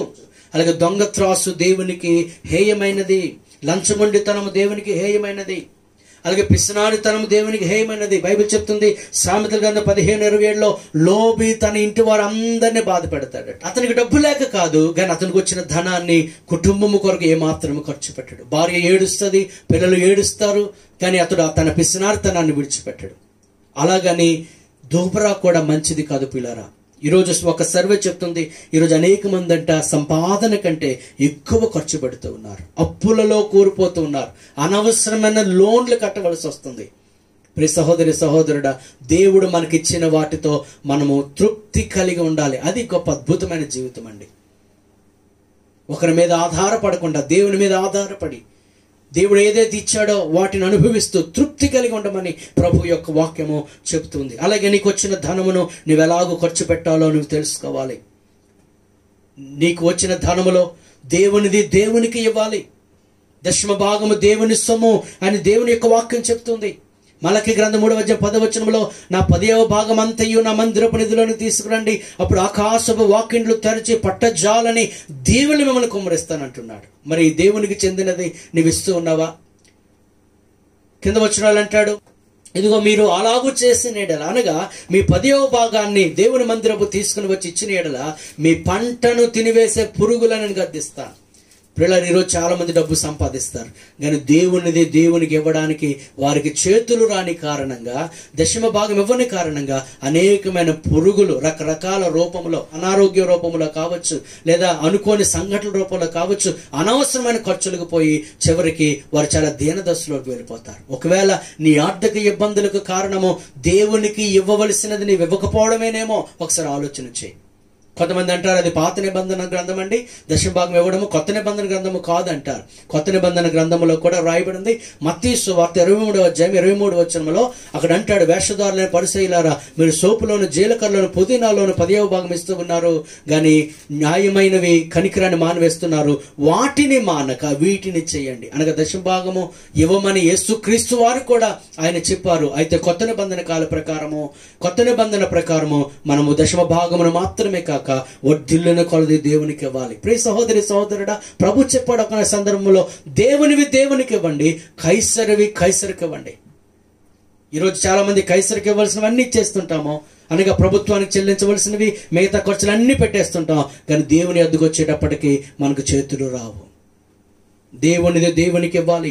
అలాగే ఆ సంపాదనలో నీ కుటుంబమునకు ఖర్చు పెట్టాలి. ఈరోజు చాలా మంది సంపాదిస్తారు కానీ కుటుంబానికి ఖర్చు పెట్టకుండా ఎవరెవరికో ఖర్చు పెడుతూ ఉంటారు. తమ గృహము విషయంలో, కుటుంబము విషయంలో నమ్మకంగా ఉండరు, భార్య బిడ్డలు పట్టించుకోరు, ఎవరెవరికో ఖర్చు పెడుతూ ఉంటారు. దేవుడు నీకు ధనం ఇచ్చింది, మిగతా వారి కొరకు, సమాజం కొరకు ఖర్చు పెట్టడం తప్పని కాదు, కానీ మొదట నీ కుటుంబమును గురించి నీవు ఖర్చు పెట్టాలి. అలాగే బేదల కొరకు నీ ధనాన్ని ఖర్చు పెట్టాలి. బేదలను ప్రేమించాలి, నీ ఆస్తుల వారికి భాగం ఇవ్వాలి, ఇతరులకు పాలు ఇవ్వాలి, ఇతరులను పాలి భాగస్తులు చేయాలి అని దేవుని యొక్క వాక్యము సెలవిస్తుంది ప్రియులారా. అలాగే సంఘము కొరకు, అలాగే సేవ కొరకు, సేవకుల కొరకు, సమాజము కొరకు నీ ధనాన్ని ఖర్చు పెట్టాలి. ప్రియ సహోదరి సహోదరుడా, ఒకవేళ నీ దగ్గర కొంచెమే ఉండొచ్చు, కానీ కొంచెములో కూడా నువ్వు నమ్మకంగా ఉంటే దేవుడు నిన్ను ఆశీర్వదిస్తాడు. ఈరోజు చాలా మంది బీదవారు దేవుని యొక్క వాక్యానికి లోబడి వారికి వచ్చిన కొద్ది ధనములో కూడా తమ దశమ భాగం తప్పనిసరిగా ఇచ్చేవారు ఉన్నారు. దేవుడు వారిని ఆశీర్వదించి వారికి ఏదో ఆస్తిపాస్తులు ఉన్నాయని కాదు, కానీ వారు తృప్తికరమైన జీవితాన్ని కొనసాగించడం నాకు తెలుసు. అలాగే ధనవంతులైన వారికి ఎంత వచ్చినా వారు దేవునికి ఇవ్వాల్సిన దేవునికి ఇవ్వకపోయిన కారణంగా వారు ఇంకా లేములోను కొరతలోనే ఉండడం కూడా నాకు తెలుసు. దేవునిది దేవునికి ఇవ్వాలి ప్రియులారా. ఆ విషయంలో మనం నమ్మకంగా ఉండాలి. కోల్గేట్ పేస్ట్ కంపెనీ వారు కంపెనీ ప్రారంభించే దశలో వారు తమ దశమ భాగమును ఇచ్చేవారు, 10వ వంతు తమ ఆదాయములు ఇచ్చేవారు. అలాగ రాను రాను తమ దశమ భాగాన్ని మాత్రమే కాక ఆ దేవునికి ఇచ్చే ఆదాయం పెంచుకుంటూ పోయారు. ఇప్పుడు వారు సుమారుగా 90% దేవునికి ఇస్తారు, 10% మాత్రం వారు ఖర్చు పెట్టుకుంటారు. అంటే అంతగా దేవుడు వారిని ఆశీర్వదించారు. పిల్లలు, దేవుని వాగ్దానం ఇప్పుడు గొప్పది. దేవుడు మనకు చేస్తానన్నట్టే చేస్తాడు. దేవుడు మనకి ఇచ్చిన ధనము విషయంలో మనము నమ్మకంగా ఉండాలి. పిల్లలు, ఇక్కడ ఒక సంగతి గమనించాలి. కొందరికి దేవుడు ధనము ఇచ్చి పరీక్షిస్తాడు, కొంతమందికి దేవుడు ధనము ఇవ్వకుండా పరీక్షిస్తాడు. దేవుడు నీకు అధికమైన ధనం ఇచ్చినా, కొద్ది ధనం ఇచ్చినా, అసలు ధనము ఇవ్వకపోయినా, నీవు అన్ని విషయాల్లో నమ్మకంగా ఉన్నప్పుడే దేవుడు నీ నమ్మకత్వాన్ని బట్టి దేవుడు ఆశీర్వదిస్తాడన్న సంగతి మర్చిపోవద్దు. అలాగే దేవుని ఇంటి విషయంలో అనగా సంఘము విషయంలో నమ్మకంగా ఉండాలి. కుమారుడైన యేసుక్రీస్తు వారు దేవుని ఇల్లంతటిలో దేవుని ఇంటి విషయం నమ్మకంగా ఉన్నాడు. ఇల్లు అనగా సంఘం. సంఘములో నీకు ఏదైనా దైవ సేవకుల బాధ్యత అప్పగిస్తే ఆ బాధ్యతల విషయంలో నమ్మకంగా ఉండాలి. దైవ సేవకులకు లోబడుతూ సంఘము విషయంలో, సంఘ బాధ్యతల విషయంలో నమ్మకంగా ఉండాలి. అపోస్తలుడైన పౌలు దగ్గర తిమోతి అనే యవనస్తుడు పరిచర్య బృందంలో అతడు జాయిన్ అయి సుమారు 18 సంవత్సరాలు అపోస్తలుడైన పౌలుతో కలిసి పనిచేశాడు. ఎంత నమ్మకమైన వాడంటే అపోస్తలుడైన పౌలు అంటాడు, ఇదిగో ఇతడు నమ్మకమైన పరిచారకుడు, నమ్మకమైన వాడు. అందుకే అపోస్తలుడైన పౌలు చనిపోవడానికి ముందు ఆ పరిచర్యను తిమోతికి అప్పగించాడు. పిల్లరా, నమ్మకమైన వారికి బాధ్యతలు అప్పగించబడతాయి. అలాగే అపోస్తలుడైన పౌలు ఎపఫ్రా గురించి, తుకికు గురించి, ఒనెసిము గురించి అంటున్నాడు, ఇదిగో వీరు నమ్మకమైన పరిచారకులు. ప్రియ సహోదరి సహోదరుడా, నీ సేవకులు నీ గురించి చెప్పగలరా? ఇదిగో ఇతడు నమ్మకమైన భక్తిపరుడు అండి, ఇతడు నమ్మకమైన విశ్వాసం అండి, ఇతడు నమ్మకమైన పరిచారకుడు అండి, లేకపోతే ఈమె నమ్మకమైన పరిచారకురాలండి అని సేవకులు మీ గురించి చెప్పగలరా? నమ్మకమైన వారు దేవునికి ఈరోజు కావాలి. అలాగే నీకు అప్పగించబడిన పని, అది ఏదైనా డ్యూటీ కావచ్చు, ఏదైనా ఒక ఆఫీస్ పని కావచ్చు, లేదా ఒక జాబ్ కావచ్చు, ఒక కూలి పని కావచ్చు, లేదా ఒక ఇంటిలోనే నువ్వు పనిచేస్తూ ఉండొచ్చు. ఆ పని విషయంలో నువ్వు నమ్మకంగా ఉండాలి. అలాగే నీ పరిచర్య నీకు అప్పగించబడితే ఆ పరిచర్యలో నమ్మకంగా ఉండాలి. నువ్వు బద్ధకముగా పని చేయకూడదు. సామెతలు 10:4 అంటున్నాడు, బద్ధకముగా పని చేయవాడు దరిద్రుడగును. ఈరోజు అనేక మంది కష్టపడకపోవడం వలన చాలా మంది దరిద్రులుగా ఉంటున్నారు. సోమరులకు తిండి దొరకదు, సోమరులకు ఆహారము దొరకదు. ఈరోజు అనేక మంది ఏ పని చేయకుండా సోమరులుగా ఉంటున్నాడు. బైబిల్ చెప్తుంది, 128 రాయబడింది, యెహోవా యందు భయభక్తులు కలిగి ఆయన త్రోవల యందు నడిచే వారు అందరూ ధన్యులు, వారు నిశ్చయముగా తమ కష్టార్జితాన్ని అనుభవిస్తారు. ఎవరు దేవుని యందు భయభక్తులు కలిగి ఆయన త్రోవల యందు నడుచుకుంటూ కష్టపడుతున్నవారు. కష్టపడకుండా నీకు ఫలితం రాదు. ఒక రైతు ఉన్నాడంటే కష్టపడితేనే అతనికి పంట చేతికి వస్తుంది. నీ కష్టపడుతున్నావా? లేదా నీ ఇంట్లో ఎవరో సంపాదిస్తే కూర్చుని తింటున్నావా? నీవు సోమరిగా ఉండక కష్టపడి సంపాదించాలి. ఆదాము అవ్వలతో దేవుడు చెప్పాడు, ఇదిగో ఈ నేలను మీరు సేద్యము చేయండి, మీకు పంట రావాలంటే సేద్యం చేయండి. కష్టపడకుండా మనం ఏది కూడా సంపాదించలేం ప్రియులారా. కష్టపడి సంపాదించిన వారిని చూసి అసూయ చెందవద్దు. కష్టపడి పైకొచ్చిన వారిని చూసి అసూయ చెందవద్దు. నీవు కూడా కష్టపడు, దేవుడు నీ కష్టానికి తగిన ప్రతిఫలం ఇస్తాడు. కష్టపడి పరిచర్య చేసి ఉన్నతమైన స్థితిలోనికి వెళ్ళిన వారు చూసి అసూయపడవద్దు. నీవు కూడా కష్టపడి పరిచర్య చేయి, ఆత్మలు సంపాదించు. ప్రియ సహోదరి సహోదరుడా, నీవు నీ యొక్క పని విషయంలో నీవు నమ్మకంగా ఉండాలి. ఈరోజు అనేక మంది నమ్మకముగా ఉండకపోయినందున లేదా అపనమ్మకంగా ఉండినందువలన వారు అనేకమైన ఆశీర్వాదాలు కోల్పోతున్నారు. మనం నేర్చుకుంటున్నాం పిల్లరా, ఎవరైతే నమ్మకంగా ఉంటారో వారు యేసుతో యుగయుగములు తరతరములు పరలోకములో ఉంటారు. నమ్మకంగా ఉండేవారికి ఆయన జీవ కిరీటం ఇస్తాడు. మరణము వరకు, అంతము వరకు అన్ని విషయాలు నమ్మకంగా ఉండేవారికి ఆయన జీవ కిరీటం ఇస్తాడు. అలాగే నమ్మకంగా ఉండేవారికి మెండైన దీవెనలు ఆయన అనుగ్రహిస్తాడు. మొదట నీ నమ్మకత్వాన్ని ఆయన చూస్తాడు. ఒక గొప్ప దైవజనుడు చెప్పాడు, ఒక వ్యక్తినట దేవుడు ఒక 15 సంవత్సరాలు పరిశీలిస్తాడట. ఆ నమ్మకత్వాన్ని చూసి దేవుడు అతన్ని బహుగా ఆశీర్వదిస్తాడట. ప్రియ సహోదరి సహోదరుడా, నీకు అప్పగించబడిన దేని విషయంలో కూడా నీవు అపనమ్మకంగా ఉండక నమ్మకంగా ఉండు. అది దేవుడి నుంచి కోరుకుంటున్నాడు. ప్రియ సహోదరి సహోదరుడా, మనం నమ్మిన దేవుడు నమ్మదగిన దేవుడు.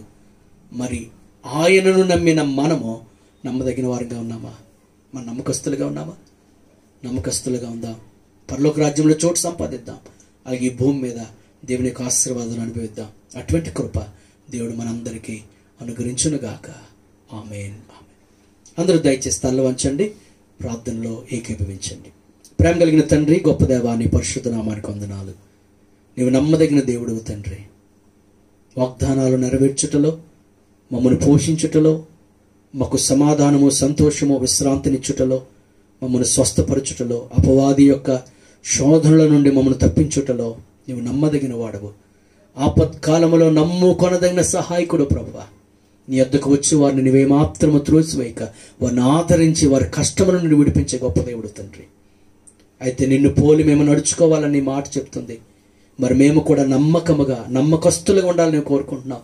నమ్మకమైన వారికి పరలోక రాజ్యమని, నమ్మకమైన వారికి జీవ కిరీటం ఇస్తానన్నావు కనుక మేము ఆ నమ్మకత్వాన్ని కోల్పోకుండా అంతవరకు నమ్మకంగా ఉండడానికి సహాయం చేయండి. మీరు మాకు అప్పగించిన ప్రతి విషయంలో, దైవికమైన విషయాల్లో నైనా మా యొక్క దేహము మీరు మాకు అప్పగించారు కనుక ఈ దేహాన్ని చక్కగా నిర్వహించుకుంటూ ఈ దేహము ద్వారా నేను మహిమపరుస్తూ పరిశుద్ధంగా మా దేహాన్ని ఉంచుకొనుటలో, అలాగే నాయన మా కుటుంబ విషయాల్లో, మా యొక్క ఆర్థికపరమైన విషయాల్లో, అలాగే మాకు అప్పగించబడిన ఏ పని విషయంలో కూడా మేము నమ్మకంగా ఉండడానికి సహాయం చేయండి. మీరు మా నమ్మకత్వాన్ని చూస్తారు తండ్రి. మేము ఎంత సామర్థ్యం కలిగిన వారమనో, లేకపోతే ఎంత జ్ఞానం కలిగిన వారమో, ఎంత తలాంతులు కలిగిన వారమో, ఎంత ధనవంతులమని కాదు, కానీ మాకు ఇవ్వబడిన వాటి విషయంలో మేము నమ్మకంగా ఉన్నామో లేదో మీరు చూస్తారు కనుక ఎల్లప్పుడూ మేము నమ్మకంగా ఉండటకు సహాయం చేయండి. ఈ వాక్య సందేశాన్ని విన్న ప్రతి ఒక్కరిని మీరు దీవించండి. ప్రతి కుటుంబాన్ని మీరు దర్శించండి ప్రభువా. ప్రతి కుటుంబంలో శాంతి సమాధానం దయచేయండి. ప్రతి కుటుంబంలో ఉన్న సభ్యులు వారి బాధ్యతలు చక్కగా నిర్వహించి నమ్మకంగా ఉండి ఆ కుటుంబం ద్వారా నీకు మహిమ తెచ్చే వారిగా ఉంచమని కోరుకుంటున్నాం. నేను ఎవరైనా బాధల్లో, శ్రమలో, శోధనలో ఉంటే ఇప్పుడే యేసు నామములో వారికి విడుదల కలుగునుగాక. కృప చూపండి, కనుకరించండి. సమస్తమైన మహిమ, ఘనత, ప్రభావములు మీకే ఆరోపిస్తూ యేసు నామమున ఈ ప్రార్థనను అడిగి వేడుకొనుచున్నాము మా పరమ తండ్రి. ఆమేన్. ఇప్పుడు మన పరమ తండ్రి అయిన దేవుని ప్రేమ, మన ప్రభువును రక్షకుడని యేసుక్రీస్తు వారి యొక్క కృప, పరిశుద్ధాత్మని అన్యోన్య సహవాసము, సమాధానము, సంతోషము ఈ వాక్య సందేశం విన్న ప్రతి ఒక్కరికిని, ప్రతి కుటుంబమునకును, సంఘమునకును, సకల పరిశుద్ధులకును సదాకాలము తోడైండి నడిపించును గాక. ఆమేన్. యేసు రక్తమే జయం, ప్రభేసు రక్తమే జయం. యేసు నామమునకు సంపూర్ణ విజయం, అపవాది క్రియలకు అనంత నాశనం కలుగునుగాక. ఆమేన్. ఆమేన్. దేవుడు మిమ్మల్ని దీవించునుగాక. ఈ వాక్య సందేశం ద్వారా మీరు ఎంతగానో దీవించబడ్డారని నమ్ముచున్నాము. మరి మీ సాక్ష్యాలు మాకు తెలియజేయండి. అలాగే వాక్య సందేశాలు మీరు ఇంకా వినాలంటే తప్పనిసరిగా ఈ యూట్యూబ్ ఛానల్ని సబ్స్క్రైబ్ చేసుకోండి. మరి తదుపరి వాక్య సందేశాలు మీకు నోటిఫికేషన్గా రావడానికి అవకాశం ఉంటుంది. దేవుడు మిమ్మలను, మీ కుటుంబాలను ఆశీర్వదించునుగాక. God bless you.